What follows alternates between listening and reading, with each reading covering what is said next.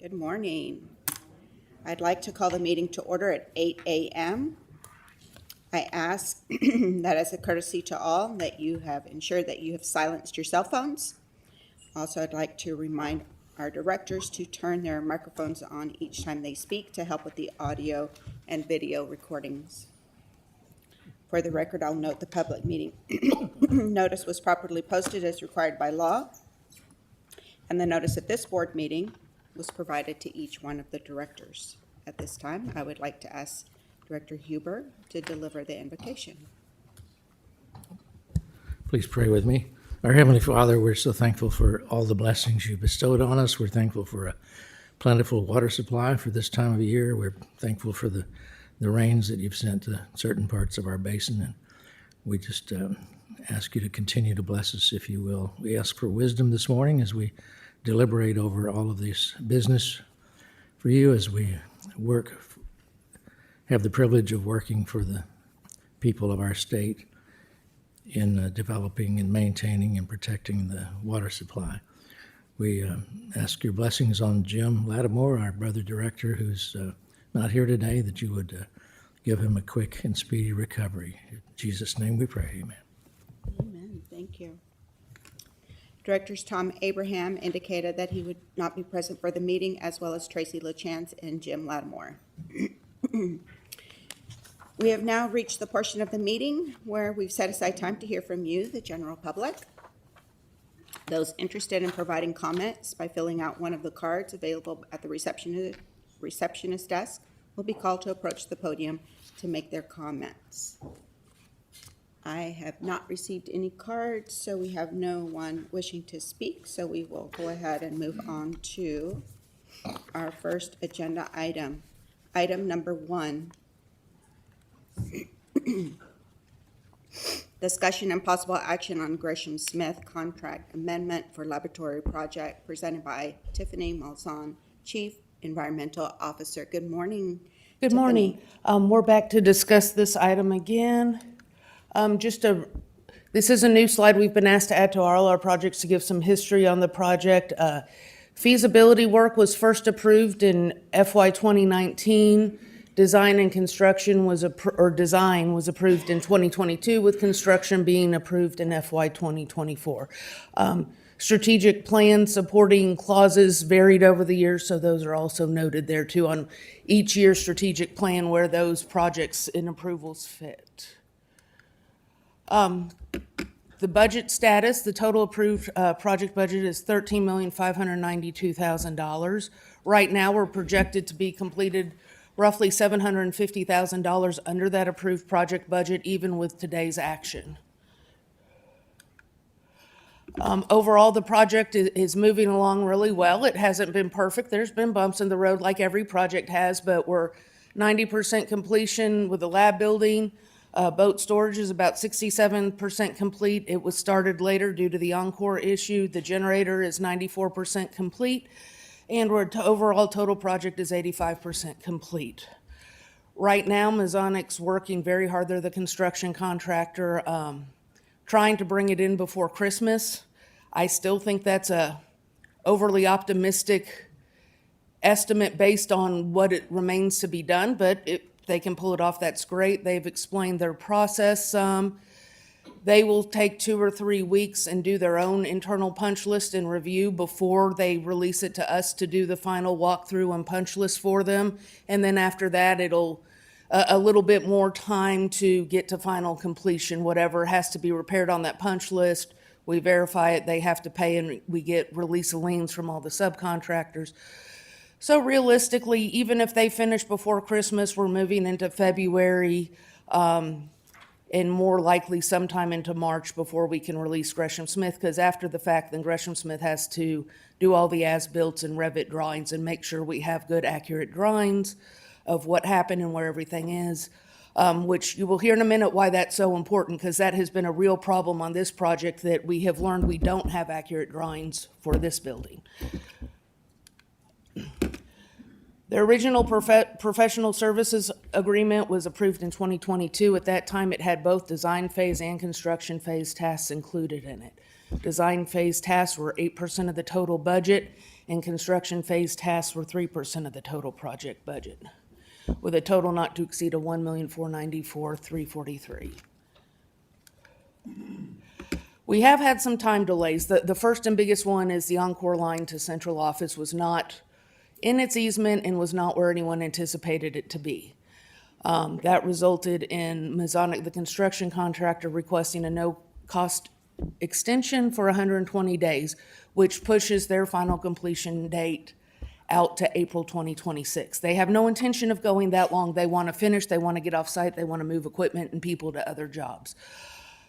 But then the Gresham Smith contract was written contingent on the original anticipated length of construction, which was to be done and at final completion in December of 2025. So we're a little short on some of that out time for the Gresham Smith contract for construction phase services. Additionally, the AT&T and Spectrum lines had to be moved, which we knew that one going in. They were where they were supposed to be. We had weather-related delays also related to that Encore power line that took so long. The Temple tornado occurred right in the middle of us working the easement, so most of the Encore crews were sent to Bell County to restore essential service to that county. And then this spring, we started with rain in about April, and it didn't stop till July. So a lot of exterior outdoor work was also delayed. And then one thing that became very unanticipated was, as I said, our as-built, that south corner of the building where all the utilities come into this building, our as-built, nothing is where it's supposed to be. They're hand digging around that whole area because every time they dig into the ground, they find something where it's not anticipated. That's something I can't speak to. I was not involved in the design and construction of this building, but it has caused a lot of delays for them. One particular thing, though, I think we got lucky that happened, is the water lines to this building and the fire line to this building were not constructed to code. The ductile iron fittings had not been coated, so they were rotting away. And our own in-house folks said we were very close to having a major blowout in one or both lines. So Gresham Smith, a service that was not in their contract, redesigned those lines. They are now in the ground to code, protected, so we have new water lines to this building. So that was another additional task that no one anticipated when we entered into that contract. So the PSA amendment, Gresham Smith is requesting a 13% increase of $205,833 to the PSA. That would bring the total of construction phase services to 5% of the total project budget. That would extend their PSA through May 2026 if needed. However, this is a time and materials contract. Approving this amendment today does not automatically, BRA does not cut them a check for $205,000. We only cut them a check for the time it requires for them to complete the project and get us through. So if we finish in March, it'll be half that. Hopefully, if we finish earlier, it'll be even less than that we actually end up paying them out. I think that's my last slide. Any questions? Any questions for Tiffany? Jen? Yeah, let's go back to that last slide. I just want to understand who the companies are we're talking about. Gresham Smith is the architect engineering firm. They are providing all the construction phase services, so construction contract administration, construction engineering, resident project representative services. Masonic is the construction contractor. Okay, what type of contract is this? Is it like the CMAR contract or? It's a professional services agreement and, yeah. Oh, design bid, okay. Okay, thank you, I Okay. appreciate that. Sorry, I should have introduced the players at the start. No worries. Yes, sir? Director Embro has a question. Tiffany, great job explaining the process and why it's taking a little bit longer. You mentioned the water line, and it wasn't designed according to code. Who was responsible for that? Whoever designed this building originally. Okay, that was from the original. Yeah, that was our existing water lines into this building that were in such bad shape and were not where they were supposed to and not up to code and really ugly. So I don't know who the architect for this building was. Okay, I that makes was sense. way down the totem pole back then. Thank you. Director Weldon has a question?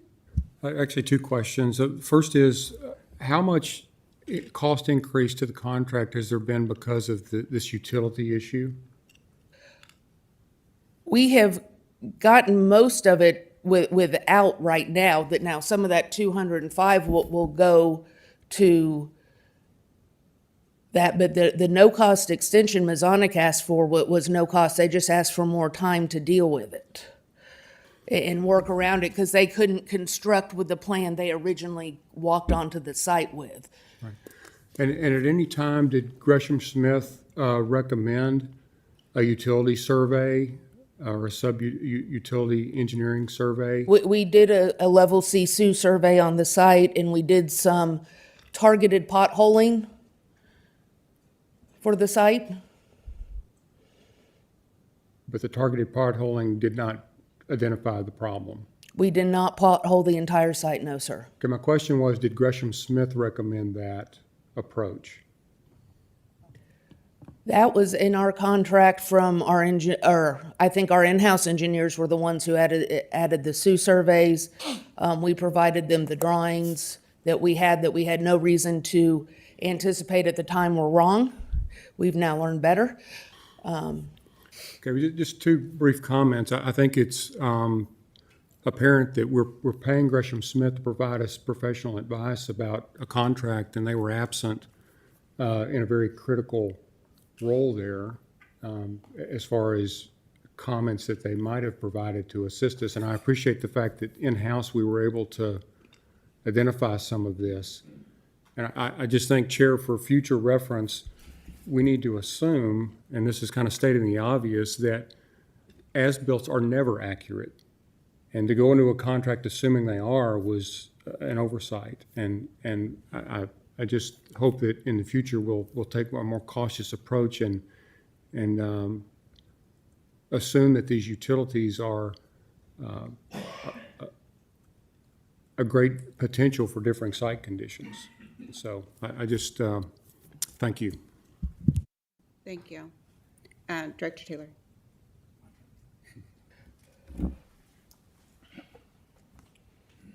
I'm gonna tread. Yes, ma'am. Okay. Tiffany, I'm gonna tread lightly with this because I was in the commercial construction business for 50 years before I retired. I've known Masonic Construction Company for 35 of those 50 years. I've never heard of Eddie Masonic not requesting additional overhead and general conditions when a job was delayed. If I'm guessing, he requested it and Gresham Smith, who's supervising the work, said no. No, our contract is very ironclad. There's a no-fault clause for either one. And they did not come to us requesting more money. They just came, their initial change order request was a no-cost time extension. Now, there have been other change orders on the project that certainly came with a cost, honestly, very few and less than $100,000 total, but they did not walk in the door requesting any additional money. Is that possibly because Gresham Smith told them, don't ask because I won't approve it? Tim O'Brien from Gresham Smith, our project manager, is here. Can you speak to that? I guess come grab a microphone. Did you direct Masonic not to ask for a cost extension? Thank you, Tiffany. I may be really out of line on this, but that doesn't ring true with me. Having been in the business for that long, I certainly would have not requested. We'll go ahead and eat the overhead and general conditions for 120 extra days. It just doesn't make sense. So the general conditions and supplementary conditions of the contract prohibit the time extension with cost associated with it. So the time extension was granted, but the cost associated with that was not because of the contract. That's what the contract says? Yes, sir. And additionally, they started work on other parts of the project, so they were not sitting completely idle. They started on the lab building, the foundation, working on the generator So they didn't have a true stop work just because of the Encore line that they were sitting around eating overhead for that 4 months. Thank you. Okay, now, Director Lloyd has a question. Go ahead, Dave. Director Taylor asked, if the question is, has Masonic ever asked for more money and we said no, the answer is yes. As it relates to these items, the answer that you just heard is correct. There have been some issues with testing on the site where Masonic did additional testing that we didn't ask for, or there were failed tests, and we refused to pay for those. So Ford, is that what, Director Taylor, is that what you're asking about? Just this particular thing. Okay, I just wanted to make sure that we're being transparent to the board and answering the question. Director Lloyd has a comment, question. But what I thought I just heard was there was a request by Masonic for time and costs. The time was granted, the costs were not, because our contract prohibited that. The letter they submitted to me only referenced the Encore delay and asked for a time extension. They did not ask me as project manager for additional funds. In speaking of the contract provides a time for time. If there's a time delay and the contractor's not shut down where they can't work, if they can work on other tasks and they're still continuing to work, but there's a portion of the work that they're not working on, the contract provides that they get extended time. And so I'm assuming that's the provision that was enforced here. I don't know exactly what they asked for, but that's what the contract provides. I guess I'm just confused. I heard him say there was a request for costs and time. Time was granted, cost was denied. It was denied. The letter I saw did not ask for cost. I don't know if there was discussions before it got to me. They only asked for time because they were still working on other parts of the building or in other parts of the project. We did offer them, when it became apparent Encore was going to be a problem, if they wanted to stop work, let us solve the Encore problem, get the line moved. We would happily do that without penalty to them, and they chose to continue working on the other parts of the project that the Encore line was not impacting. Director Heber. Then hang on. Sorry. Ultimately, do we feel like responsibility, and just going forward, let's just use this as a learning experience. Do we feel like the responsibility to ensure where an any kind of utility line is, because it's not going to be where the drawings say it is, right? And it probably says that in the drawings or in the specs. We don't know that's where the line is. Who's responsible for making sure the line is where it is on the drawings? In other words, the contractor bids based on those plans.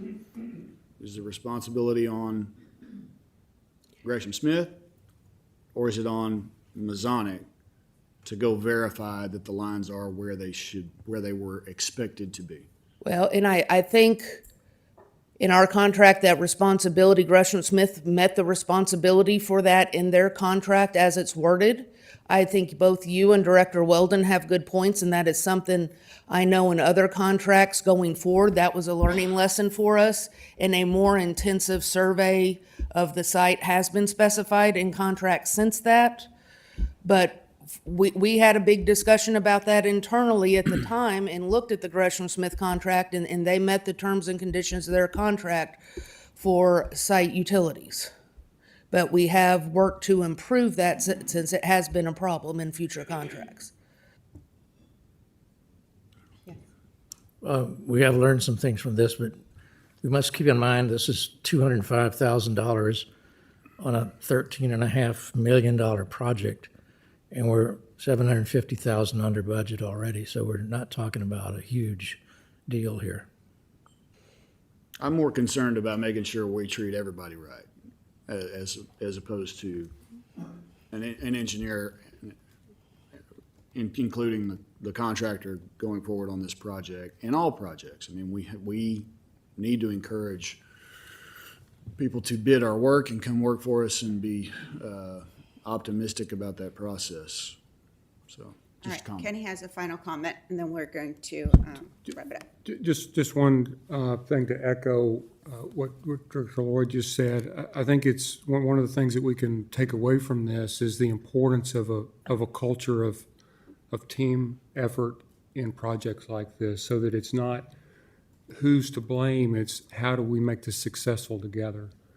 And the ability for us to take this as a cautionary note that we go into future contracts where the oversight is not a us versus them, it's a team effort. And the culture of this is so important to breed success.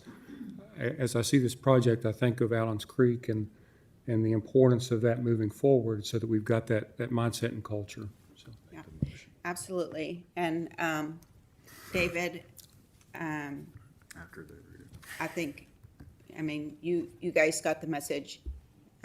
Your team is here and they know how important it is. And we're going to just be moving forward. We have been getting a lot better about dissecting these contracts. And Tiffany, I know this is the second time you've brought this to the table for us to evaluate. And so thank you very much. Thank you for being here representing your group. Let's go ahead and read the resolution.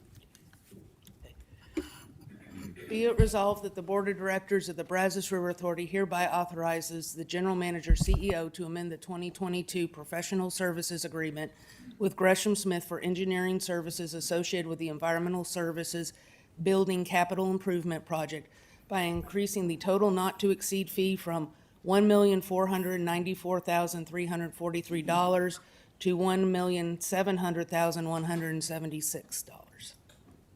You've heard the reading of the resolution. Director Lloyd has made a motion and a second is made by Second. Director Wilson. Director Wilson. Please call This the board. Presiding Officer Flores? Yes. Director Huber? Yes. Director Lloyd? Yes. Director Boren? Yes. Director Geesey? Yes. Director Henderson? Yes. Director Jimenez? Director Crone? Yes. Director Embro? Abstain. Director Parks? Yes. Director Ruiz? Yes. Director Smith? Yes. Director Taylor? Yes. Director Weldon? Yes. Director Wilson? Yes.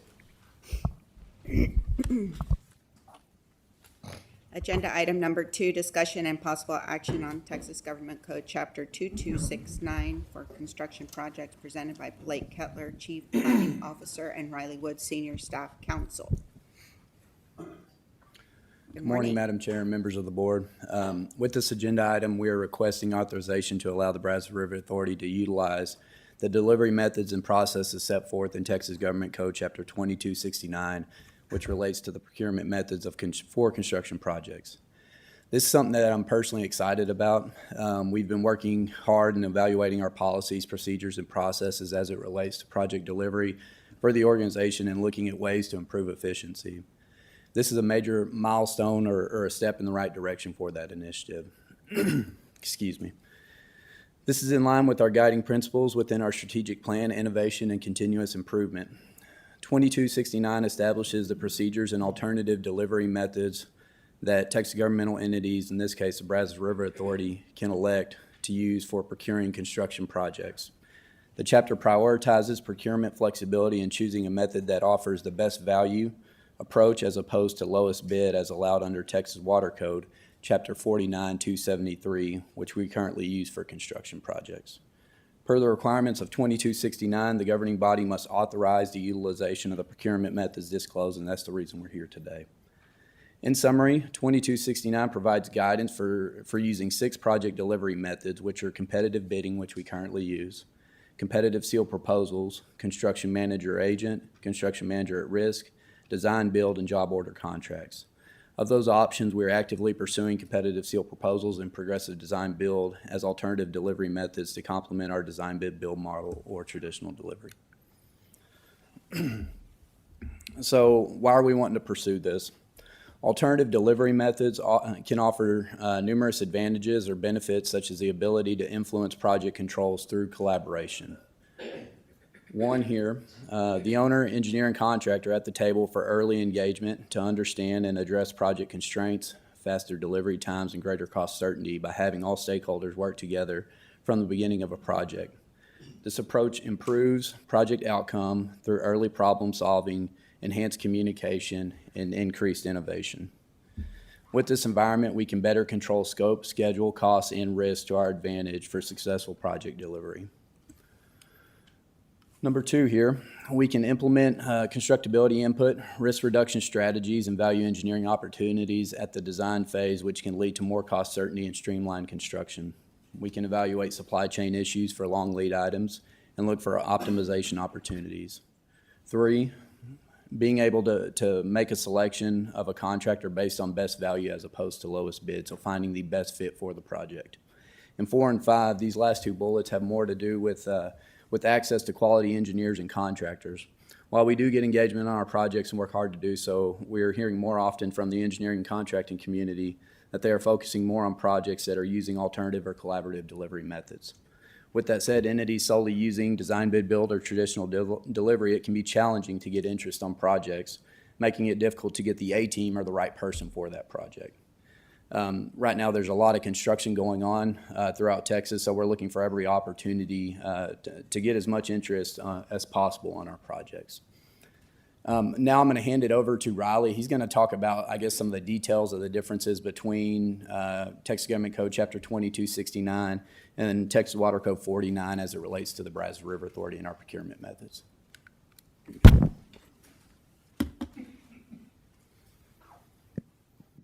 Hello, good morning. I'll try to be brief here. So traditionally, we've fallen as a water district, we fall under 49 of the Water Code, and which contains the methodology that we've been using, at least ever since I've been here, for doing construction projects, where we actually do the design bid build method rather than some of the alternative methods. Now, over these years, we have actually had the ability to do a lot of these alternative back when they were in 271 of the Water Code. And sometime around, I want to say it was like 2011 timeframe, the legislature moved all that from 271 over to 22. At the time, it was 2267 of the Government Code, but it later got renumbered to 2269, where it is today. But at the time that they moved all those alternative methods over there, and understand these aren't the methods that that are applicable to state agencies. That's found over in 2155 of the Government Code. These are for local governments, cities, river authorities, counties, other types of local districts, and because there was a lot of uncertainty in how this would actually.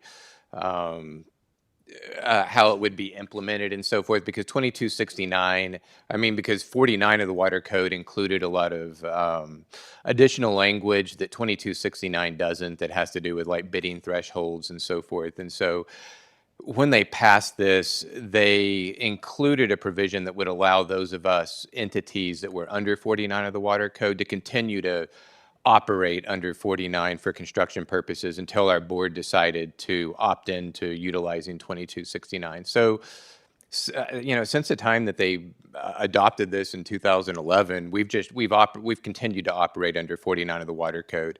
But as Blake said, we've been exploring now for quite a while, going on ahead and opting into 2269. It'll still allow us to do bidding, do the design bid build method, but it will open up some of these other options for alternative delivery, such as design build and competitive sole proposal when it comes to the construction contracts. And so we think this is a good thing. We think it's a good step forward.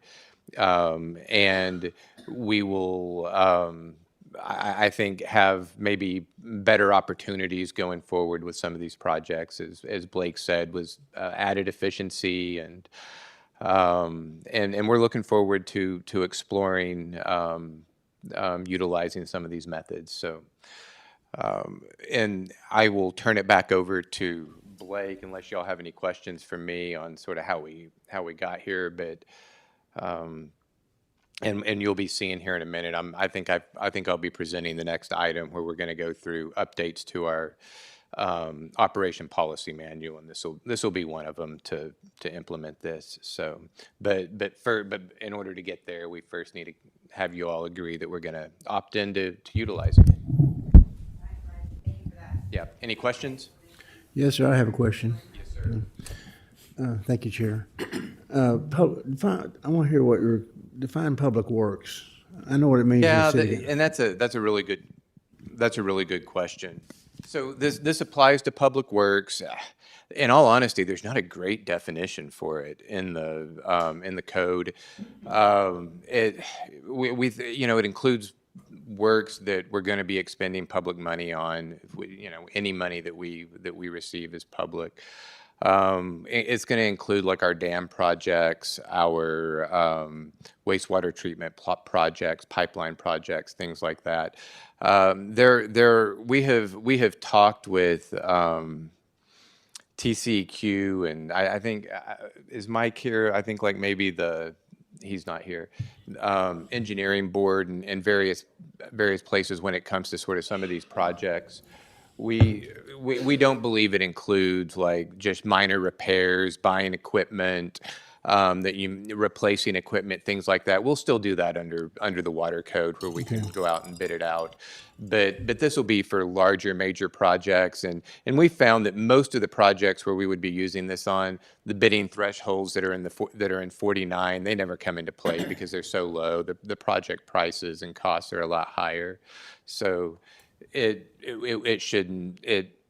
won't be an issue as far as that goes, but we will still be able to utilize 49 for sort of other minor. So for instance, David, if in terms of the lake we're trying to,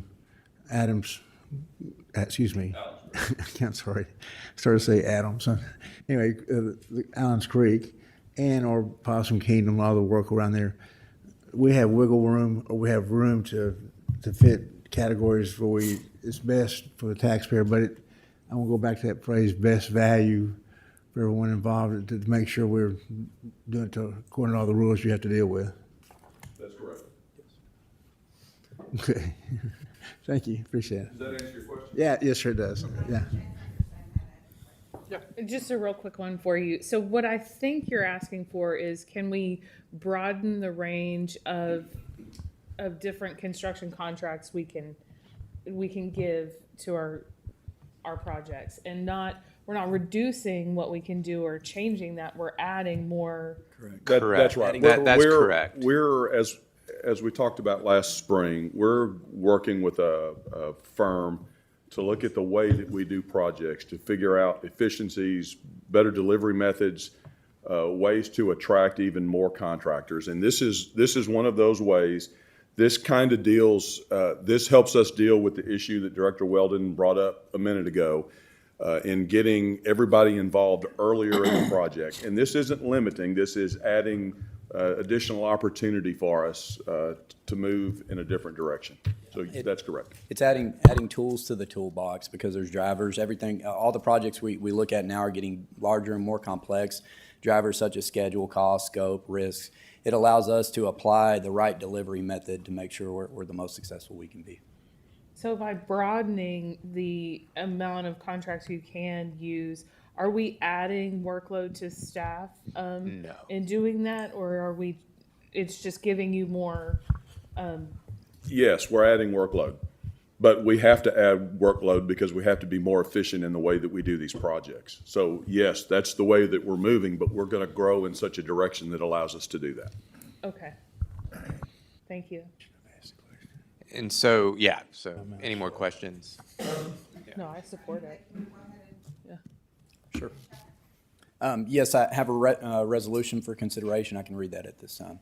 Be it resolved that the Board of Directors of the Brazos River Authority hereby authorizes and elects to use the use of Texas Government Code Chapter 2269 to supersede the law, rule, or regulation of the Texas Water Code Chapter 49 as it relates to procurement methods for construction contracts for public works projects. Reading of the resolution, is there a motion to adopt? The motion was made by Director Crone, a second made by Director Henderson. Please pull the board. Presiding Officer Flores, Yes. Director Huber, Yes. Director Lloyd, Yes. Director Boren, Yes. Director Geesey, Yes. Director Henderson, Yes. Director Crone, Yes. Director Embro, Yes. Director Parks, Yes. Director Ruiz, Yes. Director Smith, Yes. Director Taylor, Yes. Director Weldon, Yes. Director Wilson. Yes. Agenda item number 3, discussion and possible action on amendments to the bylaws and operation policies manual presented by Riley Wood, Senior Staff Counsel. So I'm not Riley, but in the last agenda item, I did turn around and get counsel and guidance from our general counsel that I could do what I'm fixing to do, because this is not posted. But I didn't know when he was going to be in the room throughout the day. But I wanted to acknowledge somebody in the room today, because this is their very last board meeting. And for the last 30 years, they have dedicated their life to the BRA, to protecting PK, to protecting our board, to protecting our staff. And I just wanted to tell Robert Bach, stand up, Robert.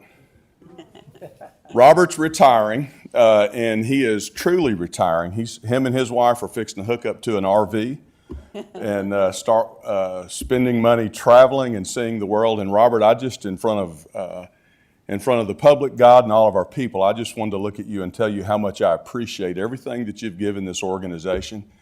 Robert has been an exemplary employee for 30 years, and he's even a better human being. So, Robert, thank you very much for everything you've done for the Brazos River Authority.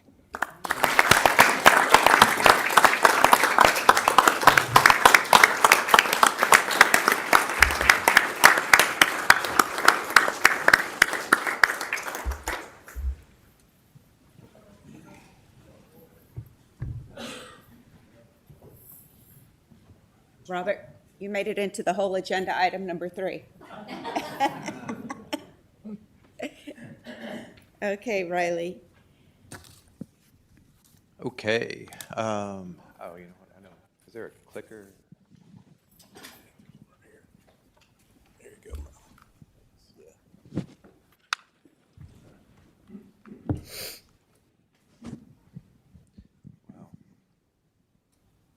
I'll do it in a minute. So this agenda item is going through our operation policy manual, bylaws, just our policies and how we operate. So every other year, as you all know, the legislature meets and they pass laws, and we evaluate those and figure out which ones we think are appropriate to that affect us in such a manner as we want to update our operation policies to reflect them. And that's what we're bringing you here today. And I'm going to start out with a couple changes to our bylaws that are fairly minor. One has to do with budgetary meeting notices and just the requirement that if there's going to be discussion on the budget, that we notice that properly. Now, the more substantive change is they updated the posting of meetings. It used to be a 72-hour notice. Now it is a 3 business day notice, which just means we've got to post a little bit earlier, and we have been doing that. And additionally, on each of these, I believe that you should have in your materials the actual updated language in our policies that we've included. And so I'm going to go through these briefly. One, we've added severance pay provision, and basically the legislature adopted a provision that sort of dictates how we handle severance pay for employees, and the amount that we're able to offer in severance pay and when you can or can't do it. Publishing notice, there's a new provision that allows us, that sets out if a statute doesn't give you specifics on how you have to post notice for whatever, this is a general notice provision that kind of talks about where to post it and how long and so forth. The third one, designation of private spaces. The legislature passed a statute. They just want to make sure that governmental entities are requiring the right people going into the right multi-purpose public spaces if they're designated for a specific gender. The fourth one, historically underutilized businesses. We used to, that's really, it wasn't a statutory update as much as it was a regulatory update, and that TCEQ had. TCEQ has a provision over in the administrative code that has generally required us to follow hub practices, but they updated the language. It was really antiquated and old, and they updated it, and so we're just updating it in our operation policy as well. Procurement generally, let's see, prohibition on, yeah, this is an additional prohibition on who we can contract with, adding additional like Russia, China, anybody who might potentially pose a threat to the United States. The next one, professional services, they added land surveying to the indemnity provisions in the, I can't remember if that was the local government code or where that's located. On construction contracts, this is what we just talked about in the last agenda item, that will allow us to opt into utilizing 2269 for construction contracts. High technology and procurement requirements, they raised the limits on this, and so we're just seeking to raise the limits as well when it comes to when we have to actually bid out a project. This is actually really convenient and helpful and efficient as well, to not necessarily have to go with a full-blown bid. We still get quotes and written quotes for folks under 100,000, but this will allow efficiency in how we procure high technology. Open records, we've got to report to the Attorney General by October 1st of every year our official address and location for receiving open records requests. Cybersecurity and artificial intelligence training that the legislature updated requirements wanting employees of governmental entities to receive training on artificial intelligence. And similarly, on the next one, had to do with artificial intelligence as well. And I guess, let's see. Oh, well, one, it has to do with Department of Information Resources, security incident reporting.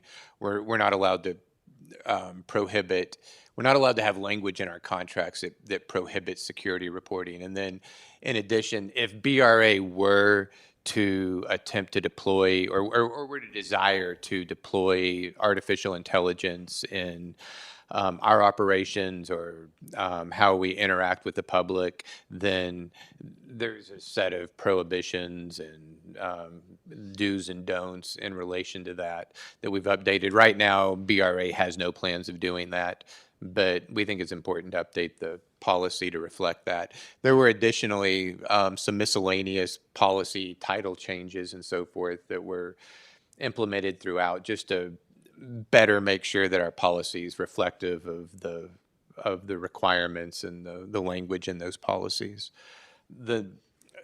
Before I go on, does anybody have any questions on any of that? Yes, sir. Go back to number 4. Yes. Let's see here. The historically underutilized business. Yes. Can you expand a little bit more on that? Yeah, so oh gosh, I want to say probably back in the 90s. Can you repeat the question so that we can hear? Oh, Sorry. yeah, he asked if I would expand a little bit more on number 4, procurement generally historically underutilized businesses. So TCEQ included a regulation back in the mid-90s so the historically underutilized business law, I guess, was originally passed, I want to say like maybe 1990, 1991, and it only applied to state agencies.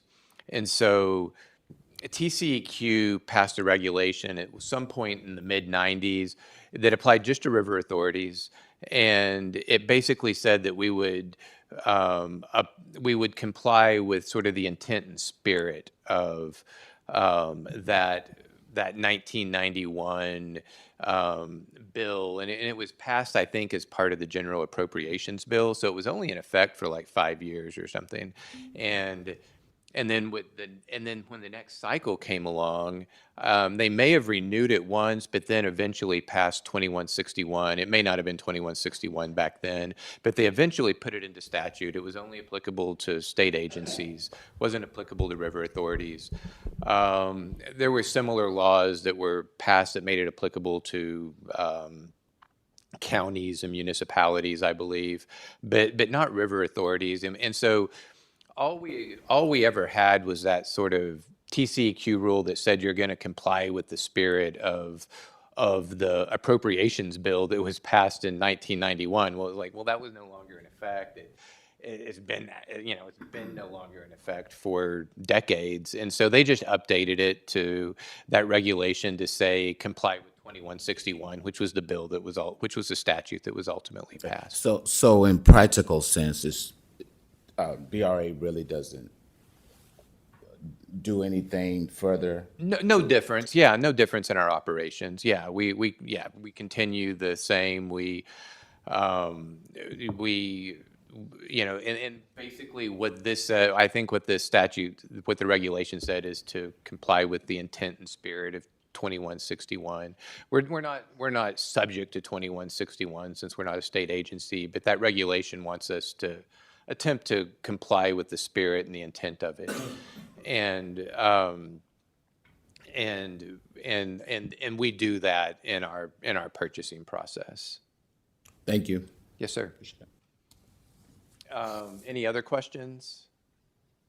Okay, I'm going to turn it over to Michelle for a few financial updates in the financial policies. Thank you, Riley. Good morning, Board. Unlike the changes that Riley has presented, these are not required by, by statute. These are mainly clarifying and trying to update things for best practices as recommended by the Governmental Accounting Standards Board and the Government Finance Officers Association. And so we're going to start with the budget.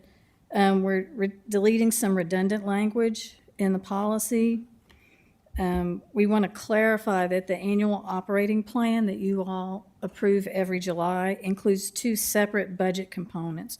One is our annual operations and maintenance budget, and also the annual capital improvement plan budget, and then we define each. We added language that the budget it will be prepared on the full accrual basis, which is revenues and expenses are recognized when they are earned and incurred, not necessarily when cash is received or paid out. We are adding language that the general manager, CEO shall not recommend and the board shall not adopt an annual operating plan that is not balanced. In other words, where current revenues do not cover current expenses. We are adding language that the general manager, CEO may amend a capital improvement plan budget only to address timing issues and only if the funds were previously approved by the board of directors and the amendment does not increase the total project budget as approved by the board. And it stipulates that all other amendments to capital project budgets must be approved by the board of directors. And so that takes care of what we're doing on the debt there. Then we'll move on to the debt policy, and we did a little more work here. We added language to indicate that the BRA will utilize uncommitted reserves for funding capital improvements whenever it's financially sound. Clarified that the general manager, CEO, is authorized to approve statements, not resolutions expressing official intent to reimburse costs of projects from debt financing. We added language that BRA will not issue debt to finance current operations and maintenance costs. We added language that the services of an independent financial advisor will be used to advise on structuring and issuing new debt, and added language that an independent bond counsel will be used for all legal and procedural advices on all debt issues. We added language that BRA will generally issue bonds with a 30-year maturity period on a fixed rate basis, but that variations to these guidelines would be considered if they provide a favorable financial outcome. We added language that when eligible, BRA may seek funding through the Texas Water Development Board if it is economically advantageous. We replaced the term debt reserves with reserves to encompass all types of borrowing instruments that might require reserves to be established. We added language that bond proceeds will be invested in accordance with the Public Funds Investment Act and managed to minimize negative arbitrage and to adhere to the spend-down provisions of the Internal Revenue Code to the extent possible. We added language that periodic arbitrage calculations will be performed by an external firm, and when necessary, reports will be filed along with any arbitrage rebate payments. And we clarified that debt service coverage ratios will only apply to debt that is actually subject to coverage.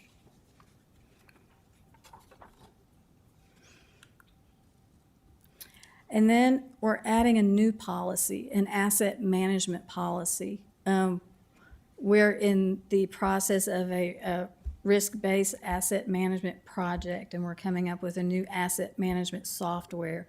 And to support this endeavor, we've come up with a policy, kind of basic for now, but it defines an asset for use with this policy and notes BRA's responsibility to act as a good steward of these assets.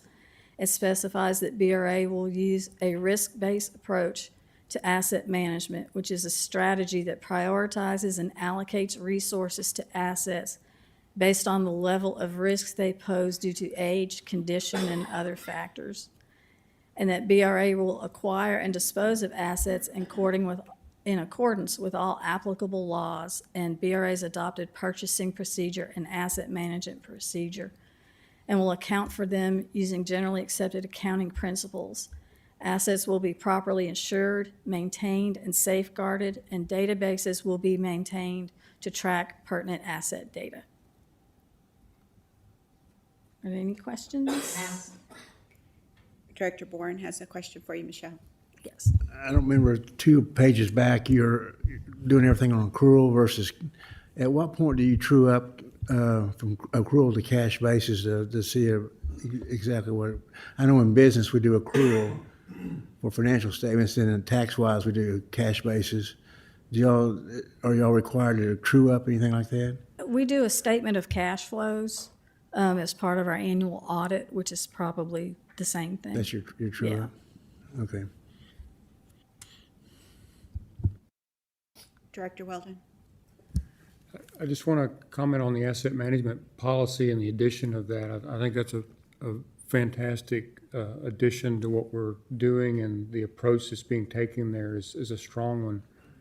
My question is, could you describe what we will call an asset? For example, doing asset management for a dam versus a pickup truck. Are we going to include both of those or elements of those in this policy as we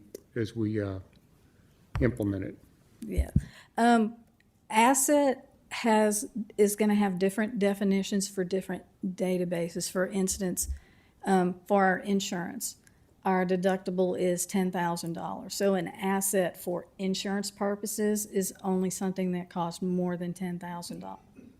For the purposes of the risk-based asset management software, we may be putting things in there that we don't classify as an asset for accounting purposes, but they require routine maintenance. And so we're putting in there so we make sure we're doing the maintenance on everything. And then we're going to have things in our accounting system, which right now it's the definition of an asset is any individual item that costs more than $5,000 and is expected to have a useful life of at least 3 years. So we'll have things like land and storage rights from the Corps of Engineers that are going to be in our asset system but aren't going to be in the maintenance system or insurance. Director One Borman. last question. Does the state of Texas allow y'all to consider water as an asset for your financial statement? Yes, absolutely. Our storage rights are assets on Or our books. assets, okay. Okay, seeing no other questions or comments, please read the resolution. Do you want? Okay, any further questions? And as I said, the red lines of all of the changes to the operation policy manual, I believe that's all in your material if you want to take a look at that. We can put it up here as well if anybody wants to, and go page by page, or I can go ahead and read the resolution.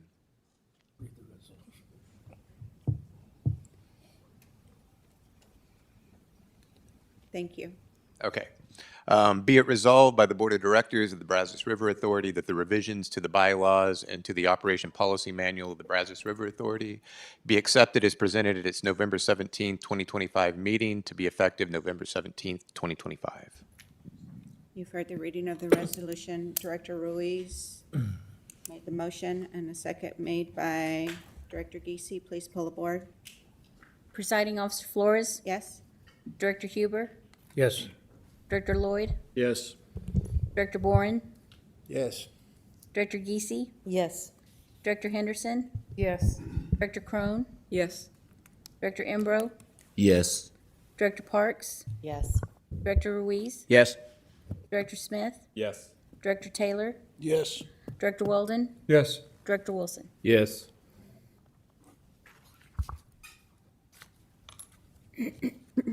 Agenda item number 4, discussion and possible action on the Texas Water Development Board, a bridge application presented by Michelle Drouin, Chief Financial Officer. Michelle. Thank you, Madam Chair. Good morning, Board.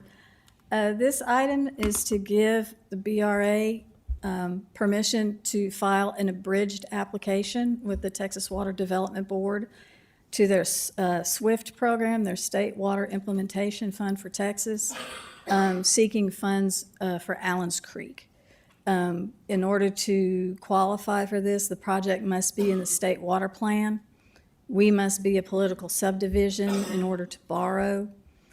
One of the advantages is the Texas Water Development Board's AAA rating gives us slightly better interest rates. They also have a flexible financing structure. You can get a deferred loan for development costs. Principal and interest may be deferred up to 8 years or until the time construction begins, and interest is not accrued or paid during that deferral period. For construction and acquisition of land cost, they offer a low-interest loan option. Michelle, what's the interest rate? Does it float, or is it? It flows, and they have not published the rates for, we would be receiving financing next fall, so we're not sure what those rates are going to be yet. So Allen's Creek meets the Texas Water Development Board SWIFT program criteria. It's more economical to BRA than issuing open market debt. If the Water Development Board selects BRA's application for funding, then the staff will seek approval from the board to accept the funds. The SWIFT will fund up to 80% of the total project costs. So the timeline for this is at this meeting today, we're seeking your approval to submit the abridged application. That is going to be due by February the 1st. Sometime during the spring, the Water Development Board will evaluate and they'll extend invitations to submit a complete application, which is much more arduous. We have 30 days to complete that. Probably at the July board meeting, we'll come to you with resolutions to commit to the SWIFT financing. It usually sells sometime in October, and then we would have our bond closing shortly after that. So if there are no questions. Director Boren. I would wear them out. Texas Water Board, I'd wear them out on lending as much as I could. Can you go back and pick up previous projects under the this program? No. Okay, so it's everything going forward. It's mainly, we did have something with Allen's Creek where we were able, the last time we issued debt for Allen's Creek through the Water Development Board, they allowed us to go back, but that was a special circumstance. But typically, it's just going forward. There's opportunities to get reimbursements for current activities, but not to go back and refinance a done project. Okay, so who's our financial advisor during this process? Does the state provide that now? Is this under a different? We use Specialty Finance, Stephen Adams. He's been our bond advisor for probably since Our I've been standard, here. the same one you've been using then, I guess? Correct. Okay. And then we use Parkhurst McCall as our bond advisor. And everything or is counsel, 30, sorry. everything's 30-year, you're shooting 30-year bonds for the, like Allen's Creek, that's all 30-year bonds. Yes. Okay, that's good. That's great. Okay, we're gonna do Director Ambrose, and then Director Taylor, and then Kenny. My question is, what was our initial approach when we first got Allen's Creek? Was it always to go after this type of vehicle? I believe it's always been our plan to use Water Development Board funding for Allen's Creek. That project fits the program pretty much like a glove. Okay, and the specific SWIFT Yes. one was always. The Water Development Board has lots of different financing options, but SWIFT is the best fit for Allen's Creek. Okay. So Director Ambrose, that's a really good question. And to springboard off of Director Bourne's question, about once a year, we take our bond counsel, specialty finance, our finance department, and we go sit down with Water Development Board. And we walk through the projects that are coming and their different vehicles for funding those types of projects so that we can figure out what's most advantageous to our customers. As Michelle showed you, they have a AAA Standard & Poor's rating. We have a AA. So we can save our customers a little bit of money going that direction if the guidelines of the money that we're trying to borrow fit into the timing and what the BRA is trying to accomplish. So we will continue to do that with all of our projects.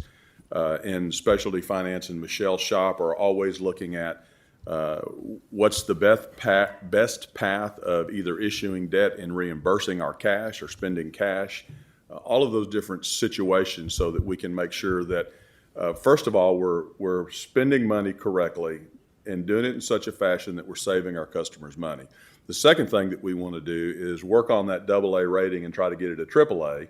But even more important than that, in spending our cash reserves and the way we're issuing debt, we want to make sure that we don't wake up with something less than a AA. So all of that rolls into Michelle's responsibilities, and she's working with those folks to make sure that we're in as good a situation as we can from that whole financial portfolio with our projects. David, thank Hard you to for that get. clarification. Director Weldon has a question. Yes, before my question, just a comment on the resolution, and this is something that we talked about in the subcommittee, and I'm going to continue to beat this drum. The language here says on design of the Allen's Creek Reservoir and related permits. Without a permit, the design is not worth anything. And so we need to be sensitive, I believe, in our portrayal of the importance of the permitting process with Allen's Creek, and future language maybe needs to say permitting and design. That's just a comment. My question is, because I've seen this in other SWIFT scenarios, the $50 million, how certain are we of that?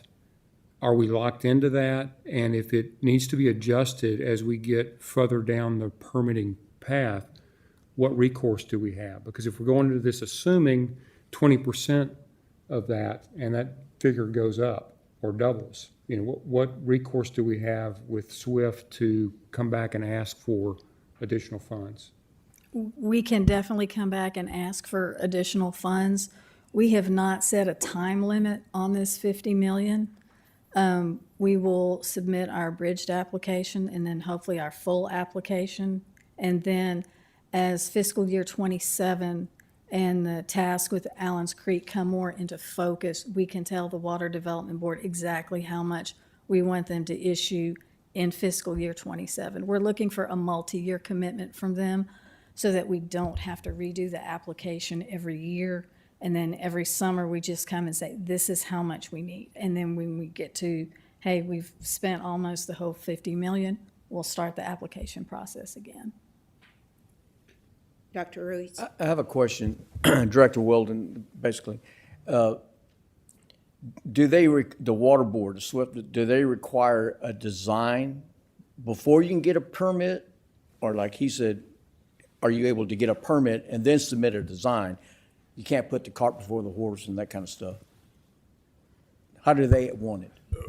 Well, the Corps of Engineers wants a certain level of design with the permit application. So we're shooting for somewhere between 20 to 30% design for the application to be submitted to the Corps. And the SWIFT funding folks at Water Development Board have specifications too about how much design they want to see and their oversight. They have a process for oversight. Okay.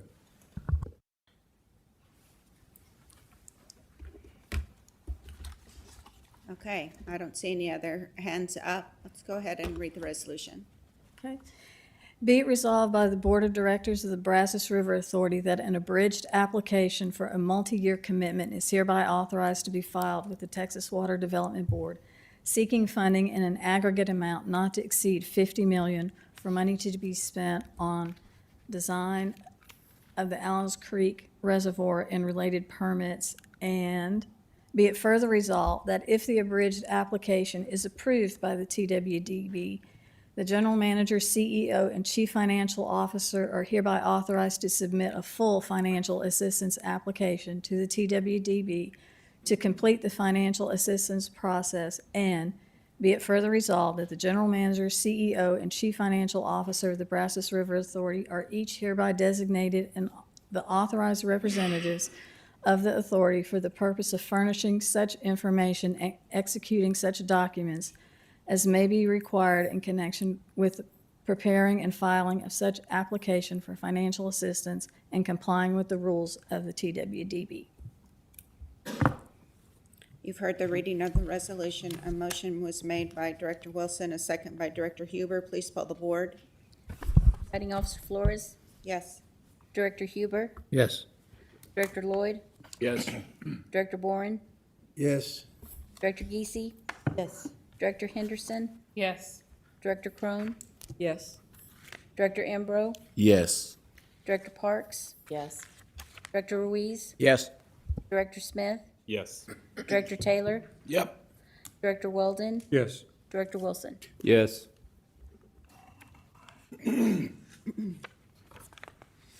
Agenda item number 5, discussion and possible action on Lake Limestone Tanner Gate budget amendment presented by Michelle Giroir, Chief Financial Officer. Morning. Thank you, Madam Chair. This item is actually a good news story. In our Lake Limestone project, we have actually progressed a little faster than we thought we would on that. As mentioned earlier, we use the accrual basis of accounting. Part of our year-end process involves recording accruals for goods and services that were received prior to the end of the fiscal year but haven't been invoiced yet. One of these accruals was for engineering services at Lake Limestone, and it caused the Tanner Gate replacement budget to go over its fiscal year 25 budget by $440,052. This is a book entry only. We have not expended cash in excess of what the board has approved. We will not pay this invoice until the board has approved this amendment. To correct this budget shortfall, we're presenting an amendment that is going to actually move $440,052 from the fiscal year 26 budget back to the fiscal year 25 budget. So this is not going to change the overall project budget. Right now in your financial statements, the fourth quarter project budget shows a negative variance because we're waiting for you to approve this amendment. Once this has been approved, before we publish that on our website, we'll go in and correct that.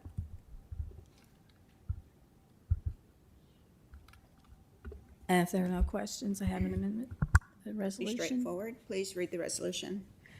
Be it resolved that the Board of Directors of the Brazos River Authority hereby approves and authorizes a budget transfer from the fiscal year 2026 Lake Limestone Tanner Gate Replacement Improvements Capital Improvement Project of $440,052 to fiscal year 2025 Lake Limestone Tanner Gate Replacement and Improvement Capital Improvement Project to cover timing differences in project delivery.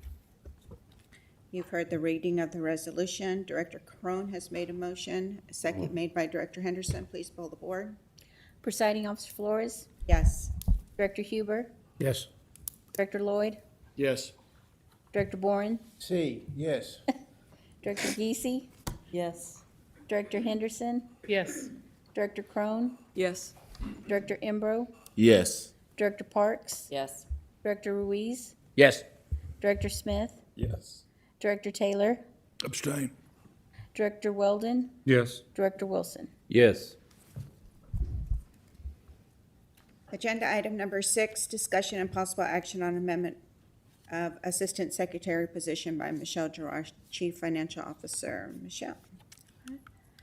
This is a housekeeping item. We had the prior Chief Financial Officer, David Thompson, was an assistant secretary. Our bylaws provide for the board to appoint these assistant secretaries.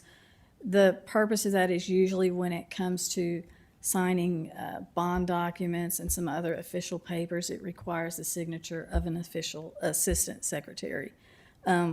Currently, David Collinsworth, Laura Lee Vallon, and David Thompson are the assistant secretaries. And so this agenda item will just replace David Thompson with myself. And so if there are no Thank you. questions. Another straightforward agenda item. Please read the resolution. Okay. Be it resolved that the Board of Directors of the Brazos River Authority hereby appoints Chief Financial Officer Michelle Giroir, replacing David Thompson, as an Assistant Secretary of the Brazos River Authority. You've heard the reading of the resolution. Director Henderson has made a motion to adopt, second made by Director Crone. Please poll the board. Presiding Officer Flores, Yes. Huber, Yes. Director Lloyd, Yes. Director Boren, Yes. Director Geesey, Yes. Director Henderson, Yes. Director Crone, Yes. Director Embro, Yes. Director Parks, Yes. Director Ruiz, Yes. Director Smith, Yes. Director Taylor, Yep. Director Weldon, Yes. Director Wilson. Yes. Agenda item number 7, discussion and possible action on surplus personal property, presented by Michelle Giroir, Chief Financial Officer. Y'all getting tired of me yet? We have a few surplus items that we need to get rid of, mainly because we've got, some of those items are going to be traded in on new purchases in fiscal year 2026. There's a list there, there's only a few. So if nobody has any questions. Any questions?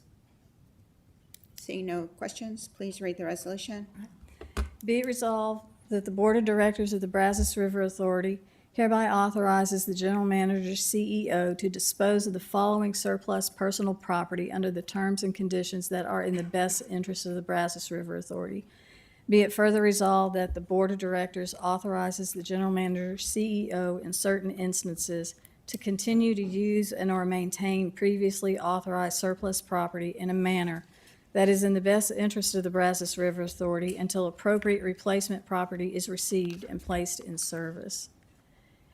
Items no longer needed or repairs not cost efficient. Quantity 1, Yamaha outboard motor ID 1463. Quantity 1, wooden desk. Lot 1, skid steer tires and wheels. Quantity 4. Lot 2, shop roll-up doors. Quantity 3. Lot 3, various items, motors, tools, equipment, scrap steel to be sold or auctioned for scrap.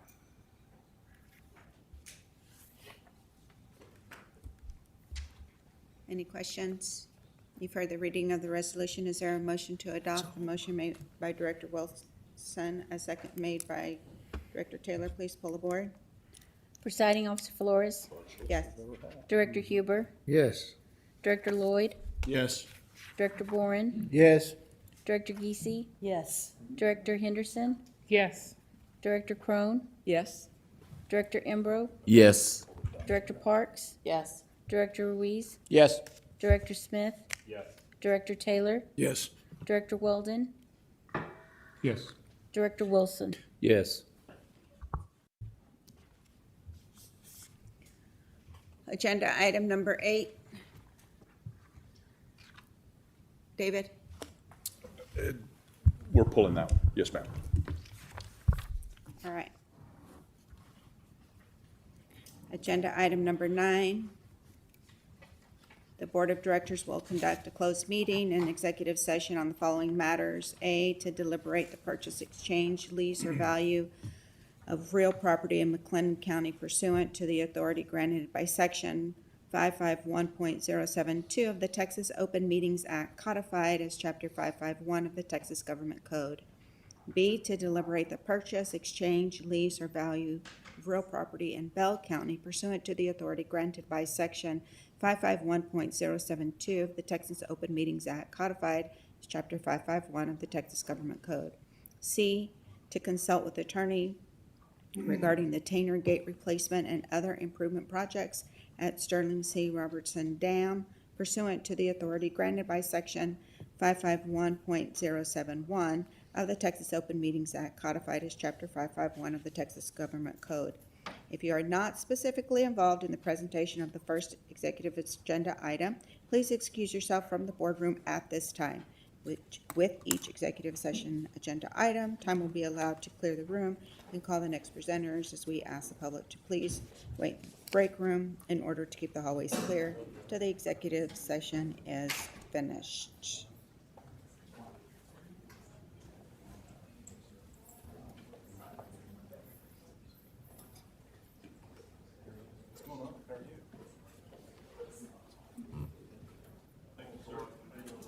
Do y'all need to take 5 minutes? Do y'all need to take a break?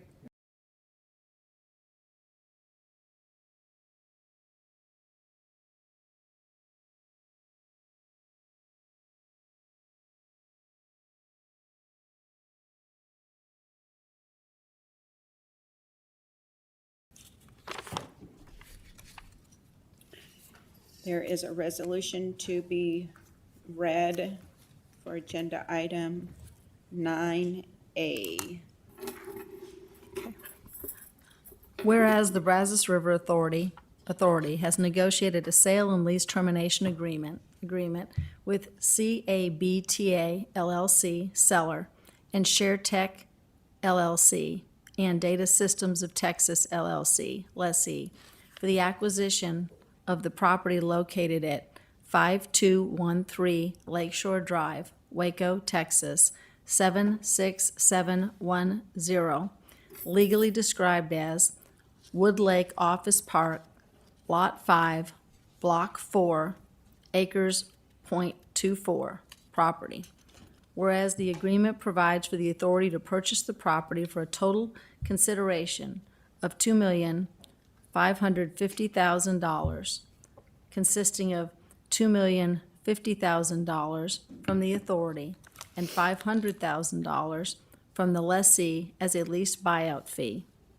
Whereas the agreement includes the early termination of the existing lease agreement dated January 20th of 2020 with the lessee, contingent upon the successful closing of the sale. Whereas the authority has reviewed the terms of the agreement and finds the acquisition of the property and the termination of the lease agreement to be in the best interest of the authority.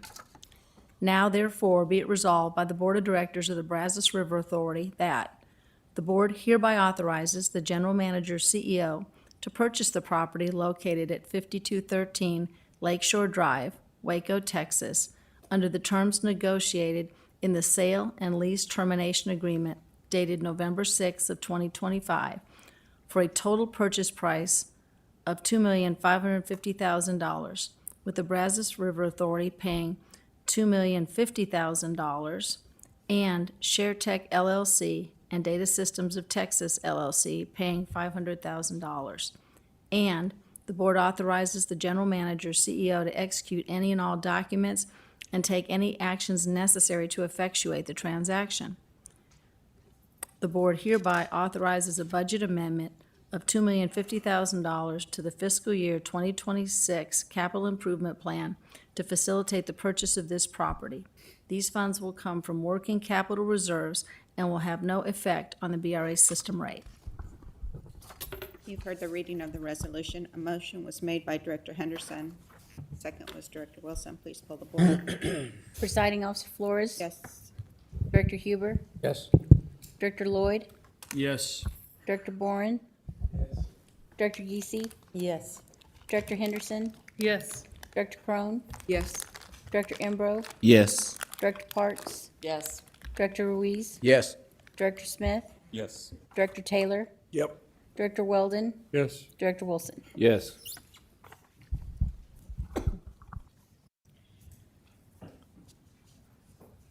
Item 9B, there is a reading of the resolution.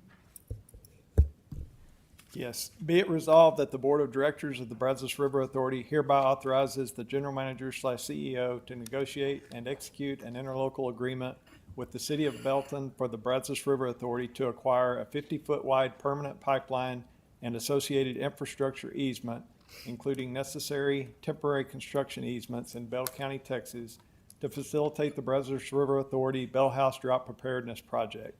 Be it further resolved that in exchange for acquisition of the easement, the General Manager/CEO is authorized to compensate the city in an amount not to exceed $2,400,000 and to provide the city a right of first refusal for the city to acquire up to 1,000 acre-feet of any new raw water if developed by the Brazos River Authority in the future for its water supply system in or delivered to Bell County, with the understanding that the Brazos River Authority is under no obligation to develop or deliver any such water in the future. You've heard the reading of the resolution. A motion was made by Director Ruiz, a second made by Director Geesey. Please pull the board. Presiding Officer Flores? Yes. Director Huber? Yes. Director Lloyd? Yes. Director Boren? Yes. Director Geesey? Yes. Director Henderson? Yes. Director Crone? Yes. Director Embro? Yes. Director Parks? Yes. Director Ruiz? Yes. Director Smith? Yes. Director Taylor? Abstain.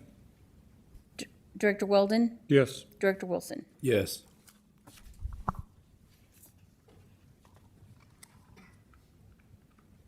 Item 9C also has a resolution. Please read the resolution. Be it resolved that the Board of Directors of the Brazos River Authority hereby authorizes the General Manager, CEO, to take any and all actions necessary, including execution of contracts for engineering, consulting, expert witness, and legal experts in an amount not to exceed $1,500,000 to pursue, assist, or resolve completion of the Lake Limestone Tanner Gate project, including mediation, litigation, and settlement of the project. And be it further resolved that the Board of Directors of the Board of Directors approves a budget increase of $1,500,000 to the fiscal year 2026 Lake Limestone Tanner Gate project from its previously adjusted amount of $3,686,948 to $5,186,948. You've heard the reading of the resolution. A motion was made by Director Lloyd, a second by Director Smith. Please pull the board. Presiding Officer Flores? Yes. Director Huber? Yes. Director Lloyd? Yes. Director Boren? Yes. Director Geesey? Yes. Director Henderson? Yes. Director Crone? Yes. Director Embro? Abstain. Director Parks? Yes. Director Ruiz? Yes. Director Smith? Yes. Director Taylor? Yes. Director Weldon? Yes. Director Wilson? Yes. Thank you all very much for that. Moving on to agenda item number 10, discussion and possible action on determination of interruptible water available for 2026, presented by Aaron Abel, Water Services Manager. Good morning. This is an item we bring before the board each year to establish the amount of interruptible water that will be made available for the upcoming calendar year. So, due to significant rainfall and associated inflows in the spring and summer, the system's in good condition. So in this item, we're requesting the board to authorize 63,803 acre feet of interruptible water to be made available in 2026. So as the name applies, interruptible water is just that. It's interruptible as it can be curtailed during significant drought conditions. We have two standard contracting options available to make raw water available to customers. A long-term option, that's terms of 5 years or more, and then interruptible, which are 1 year basis as far as the term. Interruptible water is water that's left in storage within the reservoirs that is not used in the previous year, firm water, that is. So firm water is the water that's available for the long-term contracts, and it's based upon the firm yield of the reservoir or system of reservoirs. So you can think of firm yield as being the maximum amount of water volume a reservoir or a subsystem of reservoirs can provide annually, even during the most severe drought period within the historical record. The water availability for interruptible water varies from year to year based on previous water usage. It can be, as I mentioned, interrupted based on drought conditions, and we have specific language both in our interruptible water contracts and in our drought contingency plan that allows for the curtailment or interruption of interruptible water when reservoirs or subsystems of reservoirs reach stage 3 drought emergency. Interruptible water is sold at system rate, so in FY 2026 it's $106 per acre foot, and then we have the agricultural rate that's $74.20 per acre foot. Interruptible water is purchased typically for ag and mining purposes as insurance, as a backup source.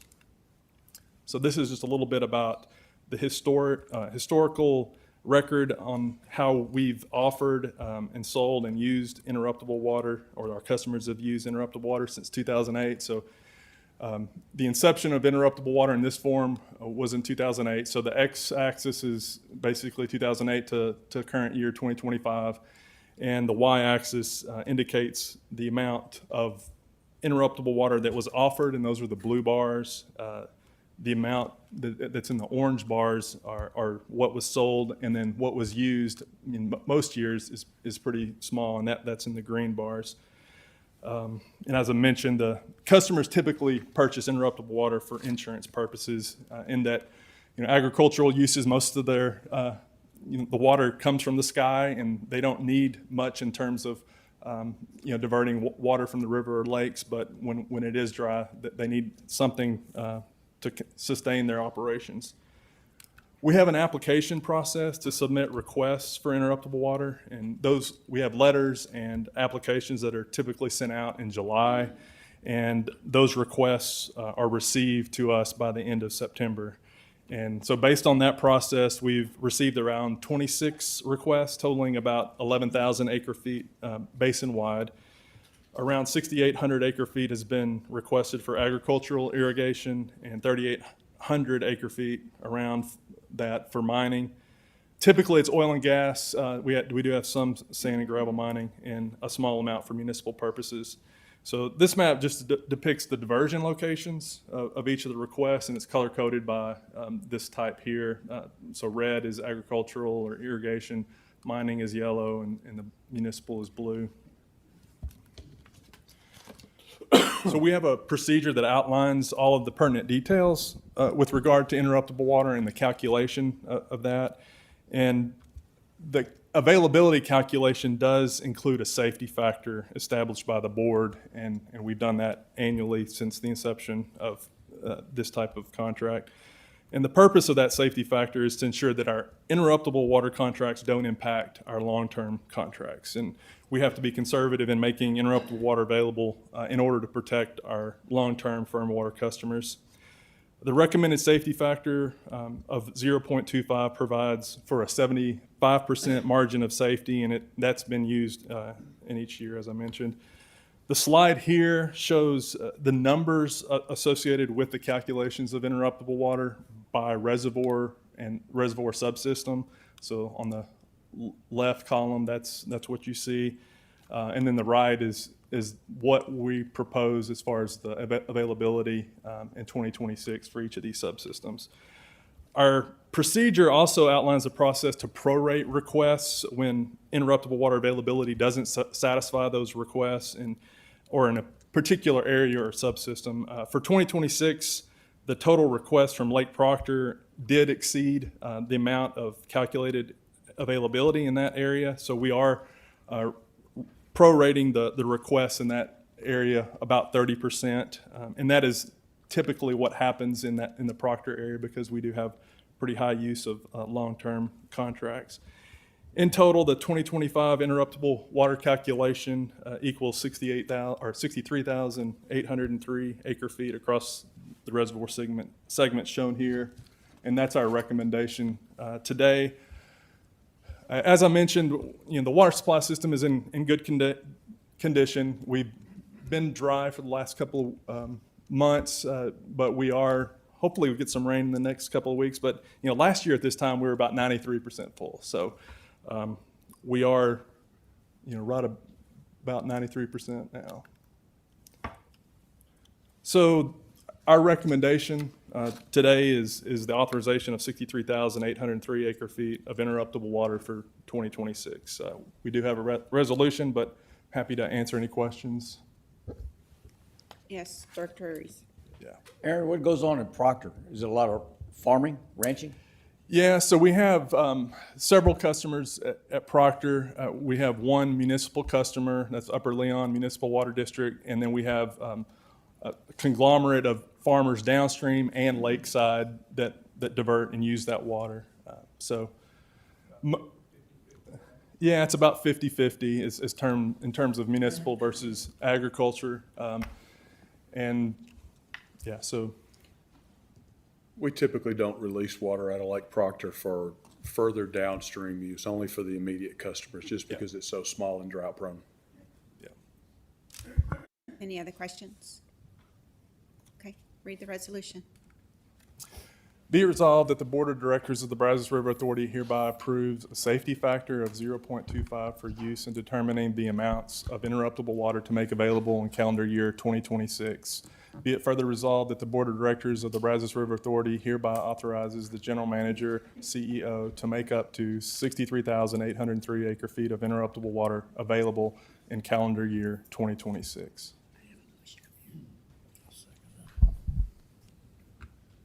You've read the reading of the resolution. A motion was made by Director Henderson, a second by Director Wilson. Please pull the board. Presiding Officer Flores. Yes. Director Huber. Yes. Director Lloyd. Yes. Director Boren. Yes. Director Geesey. Yes. Director Henderson. Yes. Director Crone. Yes. Director Embro. Yes. Director Parks. Yes. Director Ruiz. Yes. Director Smith. Yes. Director Taylor. Yes. Director Weldon. Yes. Director Wilson. Yes. Agenda item number 11. Discussion and possible action on property evaluation update and internal evaluations and property management committee recommendations regarding disposition of certain tracts of land owned by the Brazos River Authority at Possum Kingdom Lake in Jack, Palo Pinto, Stevens, and Young counties, Texas, presented by Matt Phillips, Deputy General Manager. Matt. Thank you, Madam Chair, and y'all didn't see this, but I already got the rolling finger, so I'll try to move fast. I'm gonna let them know when you do it. So this is a recommendation coming out of the Property Management Committee from their October 27 meeting. And it involves our overall property evaluation process, and at that meeting, we went through some history on that process, current status, some of our challenges, and recommended some efficiencies to move that process along. And I'll go through that briefly before I present the actual action that the committee took. So history in 2021, BRA retained an outside consultant to conduct a three-phase property evaluation. What this was looking at is the properties that we own and looking at all the different land holdings and figuring out what we wanted to retain for our future operations or other uses and what we could potentially not have to keep anymore or could divest of. It was not designed for sale. It was designed really to just evaluate our properties and figure out what we wanted to keep. That initially included three phases, which you see here. We made it through phase one, and at the time, mainly due to cost factors, chose not to pursue phase two and phase three. After that, in 2024, staff developed an internal process to evaluate properties. We wanted to continue making some progress on that.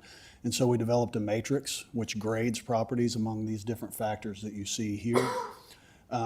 We began mainly looking at Possum Kingdom, where we have considerable land holdings, and the process was to start at the very far north end of the lake and work our way south toward the dam.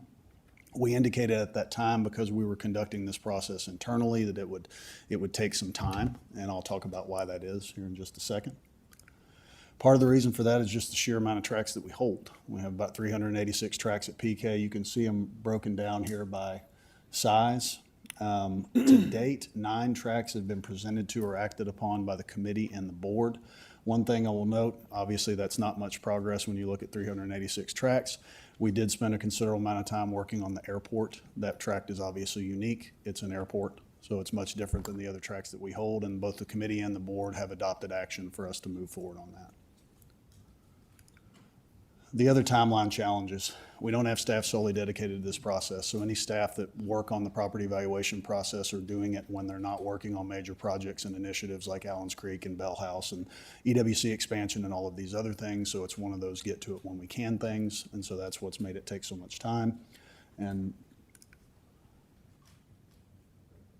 once we talked about that, we began talking about how can we move this process along? What are some efficiencies that we can do? And so we recommended to the committee, and the committee adopted 2 actions which are encompassed in one resolution. And it mainly consists of grouping like properties together. Are there ways to bundle properties together and act on them in a blanket motion? And I'll show maps of these 2 different types of properties, but the first one was to act on all floodplain properties, those that are 50% or more in FEMA high-risk flood zone A, via a motion to retain. By doing that, the committee covered approximately 159 tracks. The second one was our current operations properties. So all the properties we currently use for BRA operations, our parks, our hike and bike trails, our convenience stations, boat ramps, and the lake office and the dam itself are included in the properties we hold. So a motion to retain all of those, and that encompasses about 27 tracks. These are the properties that we're talking about in the floodplain properties. You can see they're mainly on the north end riverine area of the lake. These properties are important for our operations, particularly flood ops. They provide water quality buffer. What flows all over them ends up in the lake. They also present future potential mitigation opportunities as we work on some of these major projects. Again, most of these are located in that riverine area. So those are those approximately 159 tracks. And then these are our operations properties. So you have our public boat ramps, you have our convenience stations. This whole big area right here is our hike and bike trails, which were put in 3 phases starting back in 2008. And obviously down here, you have the dam, the lake office, RSMU maintenance area. And so those are those 27 tracks. And so what the committee did was make a recommendation to the board that we blanket motion retain all of those properties, and that's the resolution that I have for the board today. Happy to answer any questions. Any questions for Matt?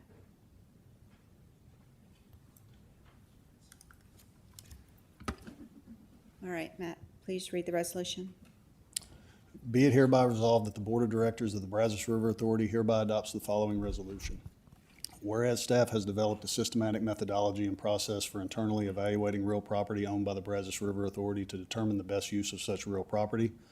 Whereas staff has determined that maintaining ownership of all tracts at Possum Kingdom Lake, 50% or more of which are located within FEMA high-risk flood zone A, will serve to further the efforts of the Brazos River Authority to preserve and protect the natural resources of the Brazos River Basin as they provide a benefit to the operations of the reservoir, a natural barrier for water quality protection, stream bank stabilization, and erosion control and wildlife habitat. Further, these properties may also be utilized for potential future conservation opportunities to support the Brazos River Authority's mission and strategic goals. Whereas staff has also determined that it is in the best interest of the Brazos River Authority to retain all property currently utilized for day-to-day Brazos River Authority operations at the lake. Now therefore be it resolved that the Board of Directors of the Brazos River Authority hereby resolves to retain ownership of all tracts at Possum Kingdom Lake, 50% or more of which are located within FEMA high-risk flood zone A, with the exception of property approved for conveyance by the board on May 19, 2025. And be it further resolved that the Board of Directors of the Brazos River Authority hereby resolves to retain ownership of all tracts currently utilized for ongoing Brazos River Authority operations at Possum Kingdom Lake as of the date of this resolution. You've heard the reading of the resolution. A motion was made by Director Weldon, a second by Director Huber. Please pull the board. Presiding Officer Flores, Yes. Director Huber, Yes. Director Lloyd, Yes. Director Boren, Yes. Director Geesey, Yes. Director Henderson, Yes. Director Crone, Yes. Director Embro, Yes. Director Parks, Yes. Director Ruiz, Yes. Director Smith, Yes. Director Taylor, Yep. Director Weldon, Yes. Director Wilson. Yes.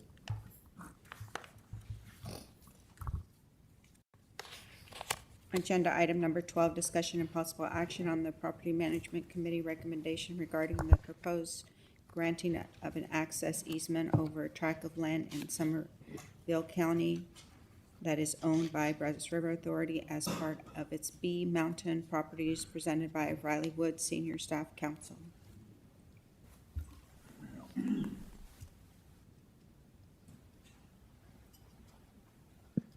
Good morning again.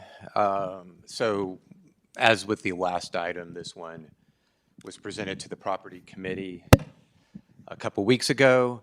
And to give you a little bit of background here, as y'all may recall, about a year and a half ago, I think, we came to the board and with the property that's located in the B Mountain area.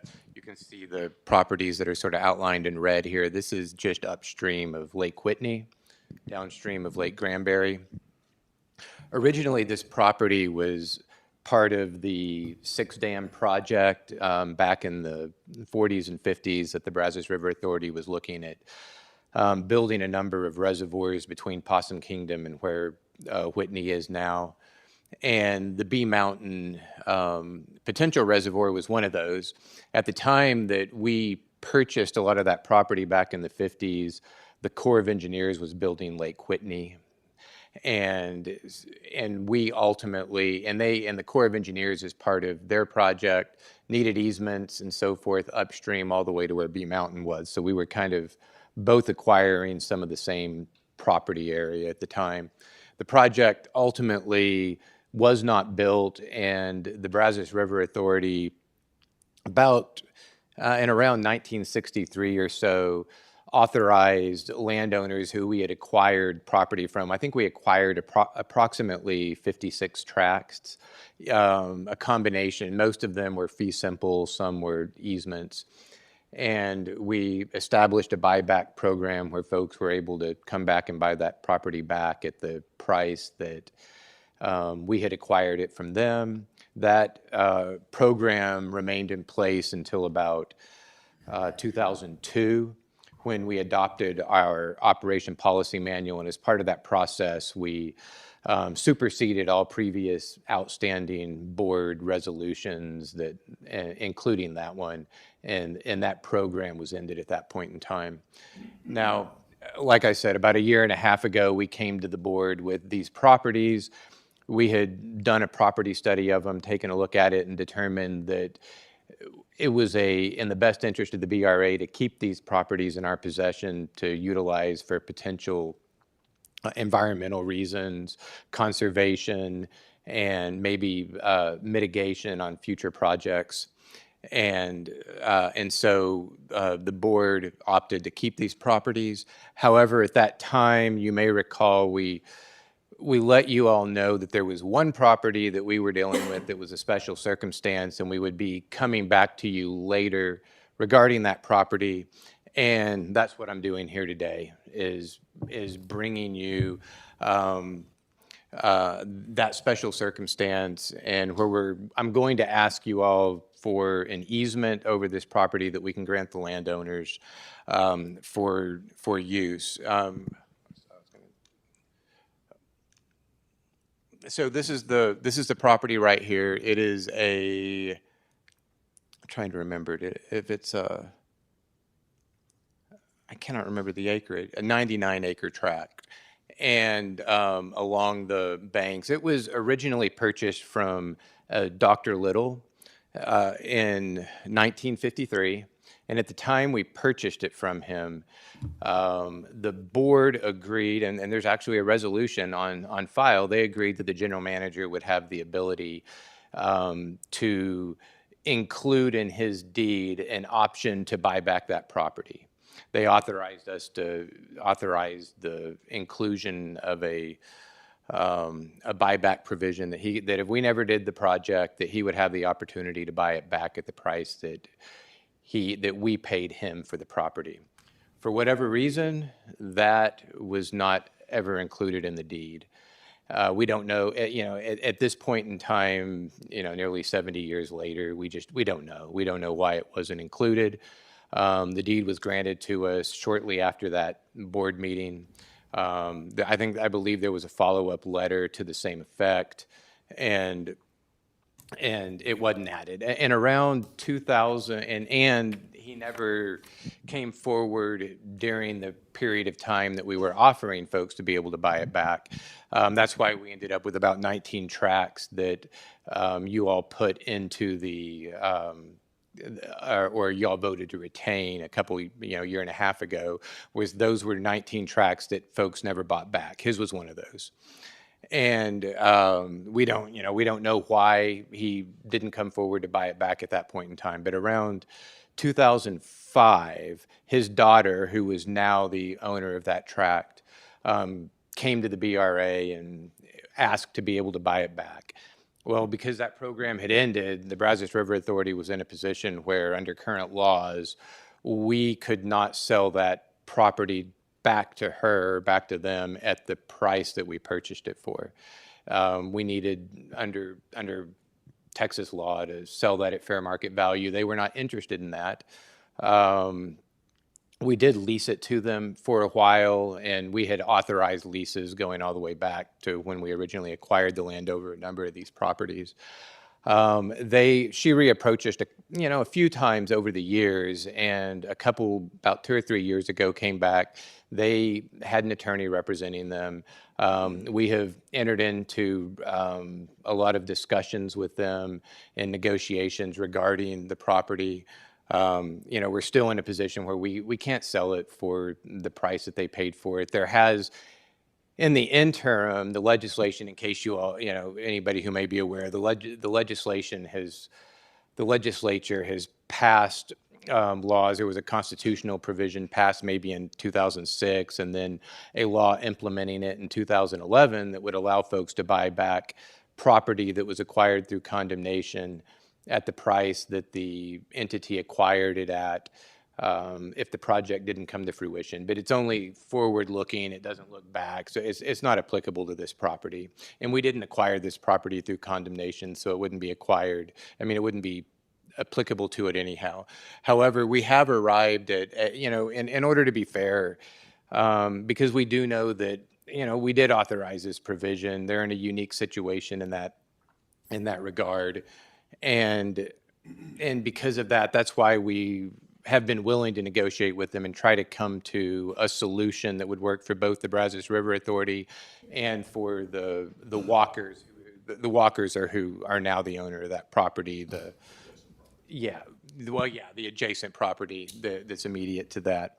And a little bit of background on them. They do own that property. Like I said, she's the daughter of the man that we originally bought it from. Their property has actually been put into a conservancy. They're very environmentally minded. They want to take care of the property. They've been taking care of our property as well out there, and they view it from a perspective of wanting to protect it and wanting to conserve it just the same as we do.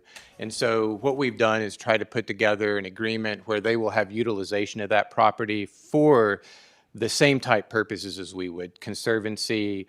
They do a lot of public outreach. They do river cleanups, and they do training classes on environmental issues and so forth for folks who come out there to the property, and they would like to continue doing those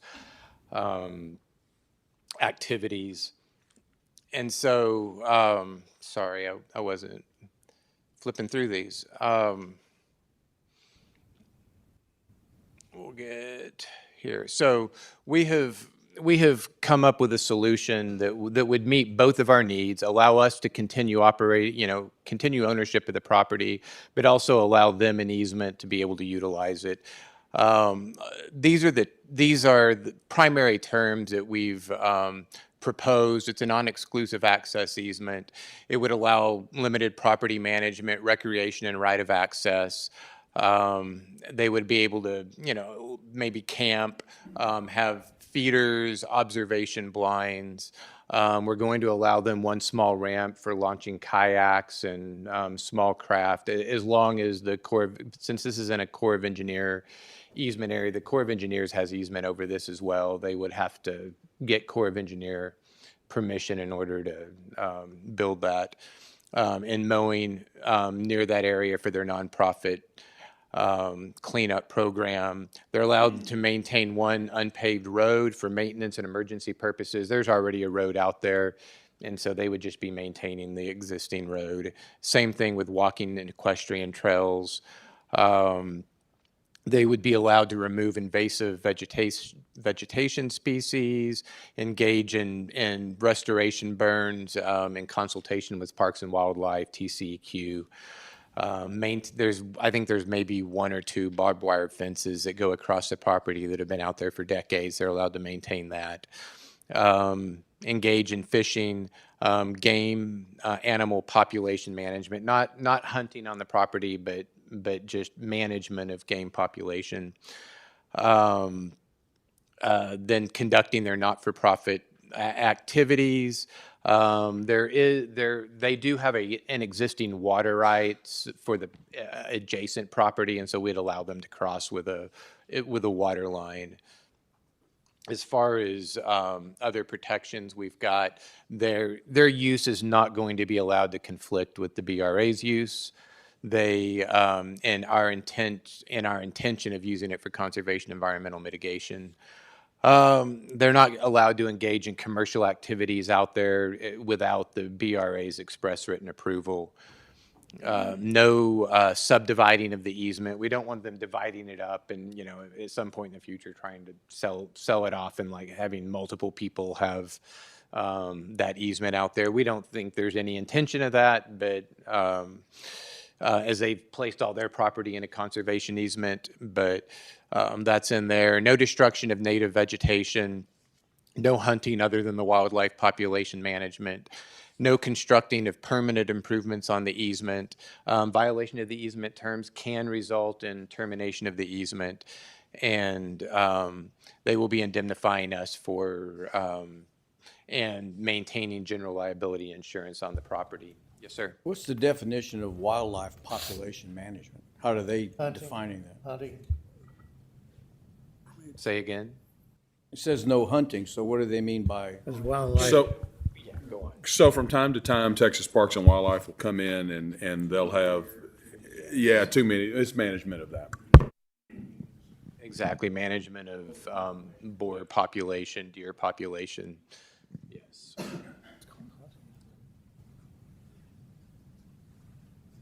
And so Riley. I have a resolution, but I'll be happy to answer any further questions. See no other questions? Go ahead and read the resolution. No construction of permanent improvement of easement. Can they have trailers? Can they have other type of accommodations there? Limited non-permanent uses such as camping, and they'll do that from time to time. They'll have camping. They'll invite folks out to camp, or like for a lot of their public events or cleanups and various things like that. Okay. But nothing that's allowed to stay out there permanently or damage the property or damage the our ability to utilize it as we need to. Yes. Or to live there. Correct. Right. Yeah, absolutely not. Yeah, nobody's allowed to live there. Okay. Okay. Be it resolved that the Board of Directors of the Brazos River Authority hereby authorizes the General Manager CEO to grant an access easement to the Little L Land Conservancy LLC over a certain 99.5 plus or minus acre tract of land in Somervell County, Texas, originally acquired by the Brazos River Authority from J.G. Little in 1953. Being a portion of that property otherwise known as the B Mountain property, such easement to be in a form satisfactory to the BRA containing terms consistent with those presented to the Board of Directors at its November 17th, 2025 Board of Directors meeting, and including such other provisions as determined necessary and acceptable to the Brazos River Authority to resolve issues relating to the property. You've heard the reading of the resolution. A motion was made by Director Huber, a second by Director Embro. Please poll the board. Presiding Officer Flores, Yes? Director Huber, Yes. Director Lloyd, Yes. Director Boren, Yes. Director Geesey, Yes. Director Henderson, Yes. Director Crone, Yes. Director Embro, Yes. Director Parks, Yes. Director Ruiz. Yes. Director Smith, Yes. Director Taylor, Yes. Director Weldon, Yes. Director Wilson. Yes. Agenda item number 13, report and possible discussion on fiscal year 2025 fourth quarter budget report presented by Michelle Giroir, Chief Financial Officer. Michelle. Madam Chair, this is in your book. If, this is in the board's book. If anybody has any questions, we can answer them. All right.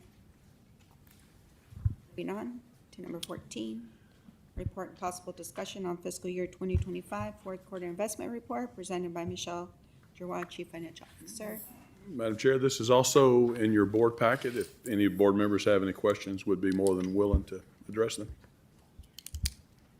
All right. Agenda. Item number 15, discussion and possible action on 2026 schedule of board meetings presented by David Thompson, Chief Financial Officer. Every year, the board adopts the board dates for the upcoming year.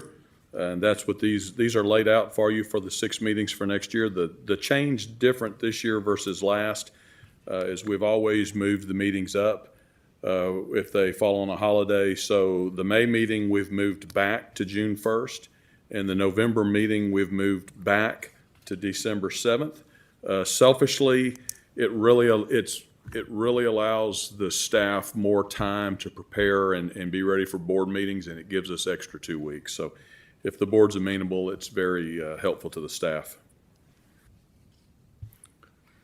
Any questions? Your comments? Sorry. Director Henderson. I just have one quick comment for you. I think that we should have a future agenda item to review our bylaws on this. When I look at the bylaws, it says we do this in January, and I like it much better at this last meeting before January. And so I just wanted to point that out and see if we could do that in the future. I'm not following. Oh, when I go to our bylaws, in Okay. section 5.01, it says that we do this agenda item the first meeting in January, but I think it fits better Today. today. Okay, roger that. Okay. June 1st, the holiday is May 30th, or I think May 30th, and then people are traveling during that time. It'd be better to move it more into the second week, or What's the next Monday? I thought we allowed 2 weeks. Anybody? So June 8th. So how about I read this resolution to where that meeting is June the 8th? June 8th? Yeah, that's a good catch. Thank you.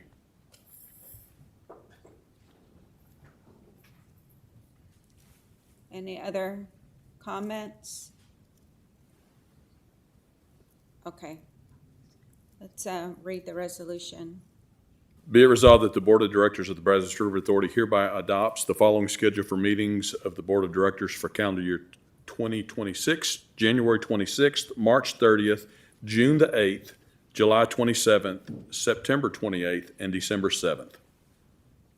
You've heard the reading of the resolution. Is there a motion to adopt? A motion is made by Director Henderson, a second by Director Taylor. Please poll the board. Presiding Officer Flores, Yes. Director Huber, Yes. Director Lloyd, Yes. Director Boren, yes, Director Geesey, Yes. Director Henderson, Yes. Director Crone, Yes. Director Embro, Yes. Director Parks, Yes. Director Ruiz. Yes. Director Smith, Yes. Director Taylor, Yes. Director Weldon, Yes. Director Wilson. Yes.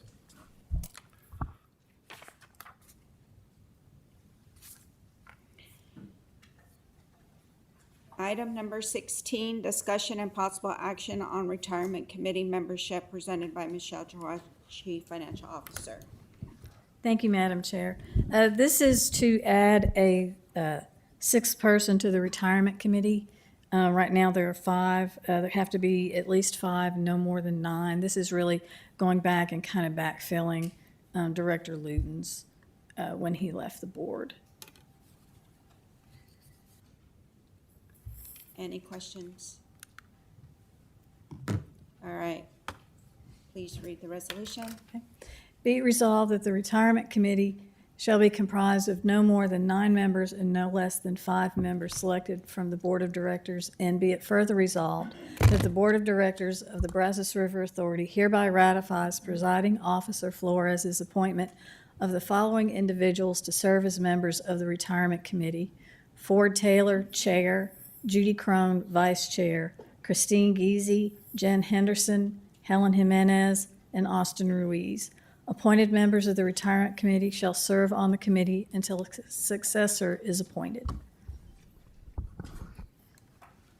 You've heard the reading of the resolution. Director Wilson has made a motion and a second by Director Huber. Please call the board. Presiding Officer Flores, Yes. Director Huber, Yes. Director Lloyd, Yes. Director Boren, Yes. Director Giese, Yes. Director Henderson, Yes. Director Crone, Yes. Director Embro, Yes. Director Parks, Yes. Director Ruiz. Yes. Director Smith, Yes. Director Taylor, Yes. Director Weldon, Yes. Director Wilson. Yes. All right. Item number 17, discussion and possible action on election of board members presented by me, Cynthia Flores, presiding officer. All right. Nominations and voting is as follows. Okay, this is an item taken up by the board every 2 years where the board chooses our assistant presiding officer and secretary. We will handle the agenda item as follows. As the chair, I will abstain from voting unless my vote is needed to break a tie. I will first open the floor for nominations for assistant presiding officer, and then those receiving nomination and a second will be added to the list of candidates. Once there's no additional nominations, I will close nominations for presiding officer, assistant presiding officer. At this time, we will hold a vote. If we have only one candidate, then I will ask the staff to poll the board, and you will simply vote yes or no on the candidate. If we have more than one candidate, we'll ask staff to poll the board and name the candidate in which you vote for. Candidate receiving the majority will be declared the winner. If we have more than 2 candidates and none receives the majority, 2 candidates with the highest vote totals will move to a runoff vote. After the vote for assistant presiding officer is completed, then we'll move to the secretary. Once the process is completed, the board will present a resolution wherein we will officially name a new assistant presiding officer and a secretary. Okay, everybody got that? Wow. So, I will now open the floor for nominations for assistant presiding officer.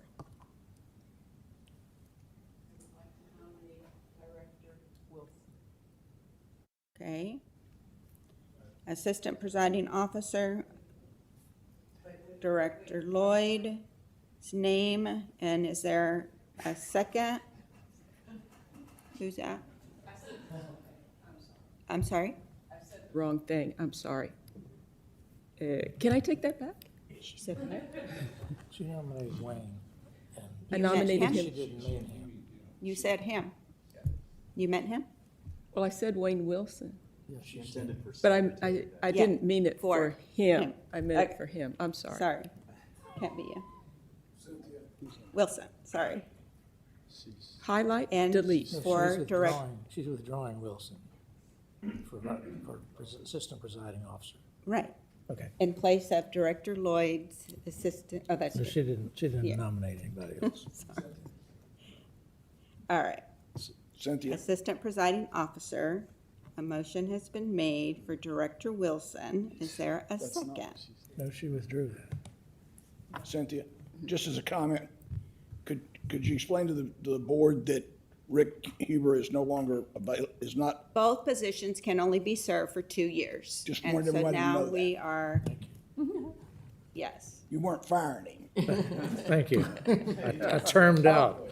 I termed Opening out. the nominations for assistant presiding officer. That's what we're doing.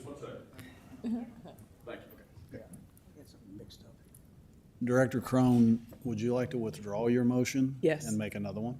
Yes. Okay, you can do that. Did you write it in pencil?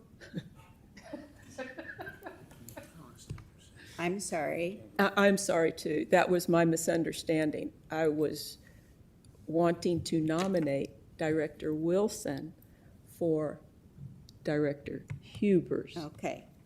So there is a No, for- nomination. So I want to, whichever one we're doing, if we're doing his We first, were then okay. If not, I want to- opening the nominations for assistant presiding officer. And so you are nominating Director Wilson. Is that what you said? I'm withdrawing. I'm withdrawing that. You're withdrawing it? Yes. Okay. So we have no nominations That is yet correct. for assistant.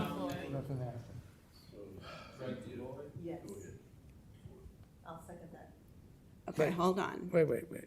Director Embro, who are you nominating? Director Lloyd. Director Lloyd. Thank you. There. And there's a second by Director Geesey. See, this river authority stuff's not easy. I'm sorry. Okay. And Are remember, there any other nominations for assistant presiding officer? remember, you have to lead the opening prayer. That's part of the duties. Okay. bound to have Seeing that there are no other nominations for assistant presiding officer,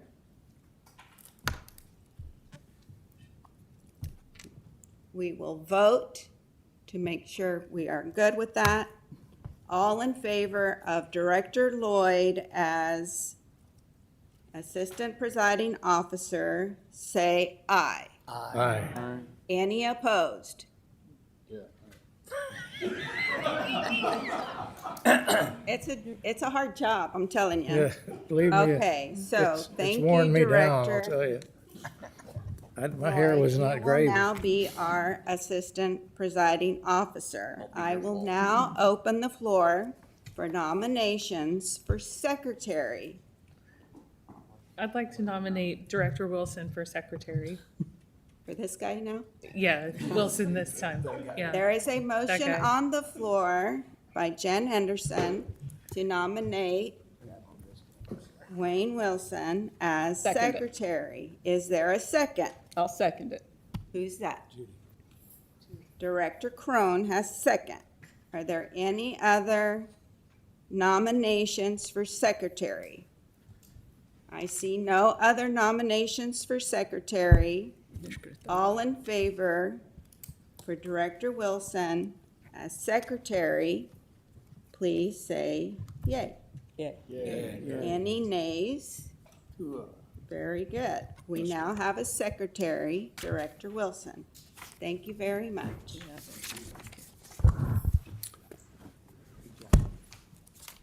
So, be it resolved that the Board of Directors of the Brazos River Authority pursuant to the authority granted in Article 4 of the Brazos River Authority bylaws that Director Lloyd is hereby selected to serve as Assistant Presiding Officer, and Wayne Wilson is hereby elected to serve as Secretary. maybe Director Wayne The Wilson. aforementioned officers shall serve for 2 years or until a successor is selected.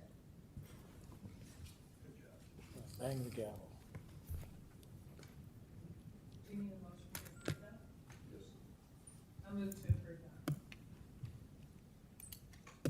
I'll second. Okay, well, I was waiting for them to finish that. Okay. Somebody made a motion. Who was that? Director Henderson, second by Director Taylor. Please poll the board. Presiding Officer Flores, Yes. Director Huber, Yes. Director Lloyd, Yes? Director Boren, Yes. Director Geesey, Yes. Director Henderson, Yes. Director Crone, Yes. Director Embro, Yes. Director Parks, Yes. Director Ruiz, Yes. Director Smith, Yes. Director Taylor, Yep.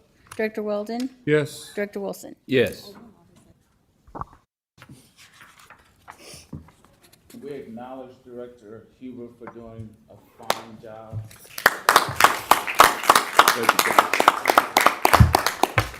Yes, thank y'all very much. Everybody, join us for lunch if you're headed out.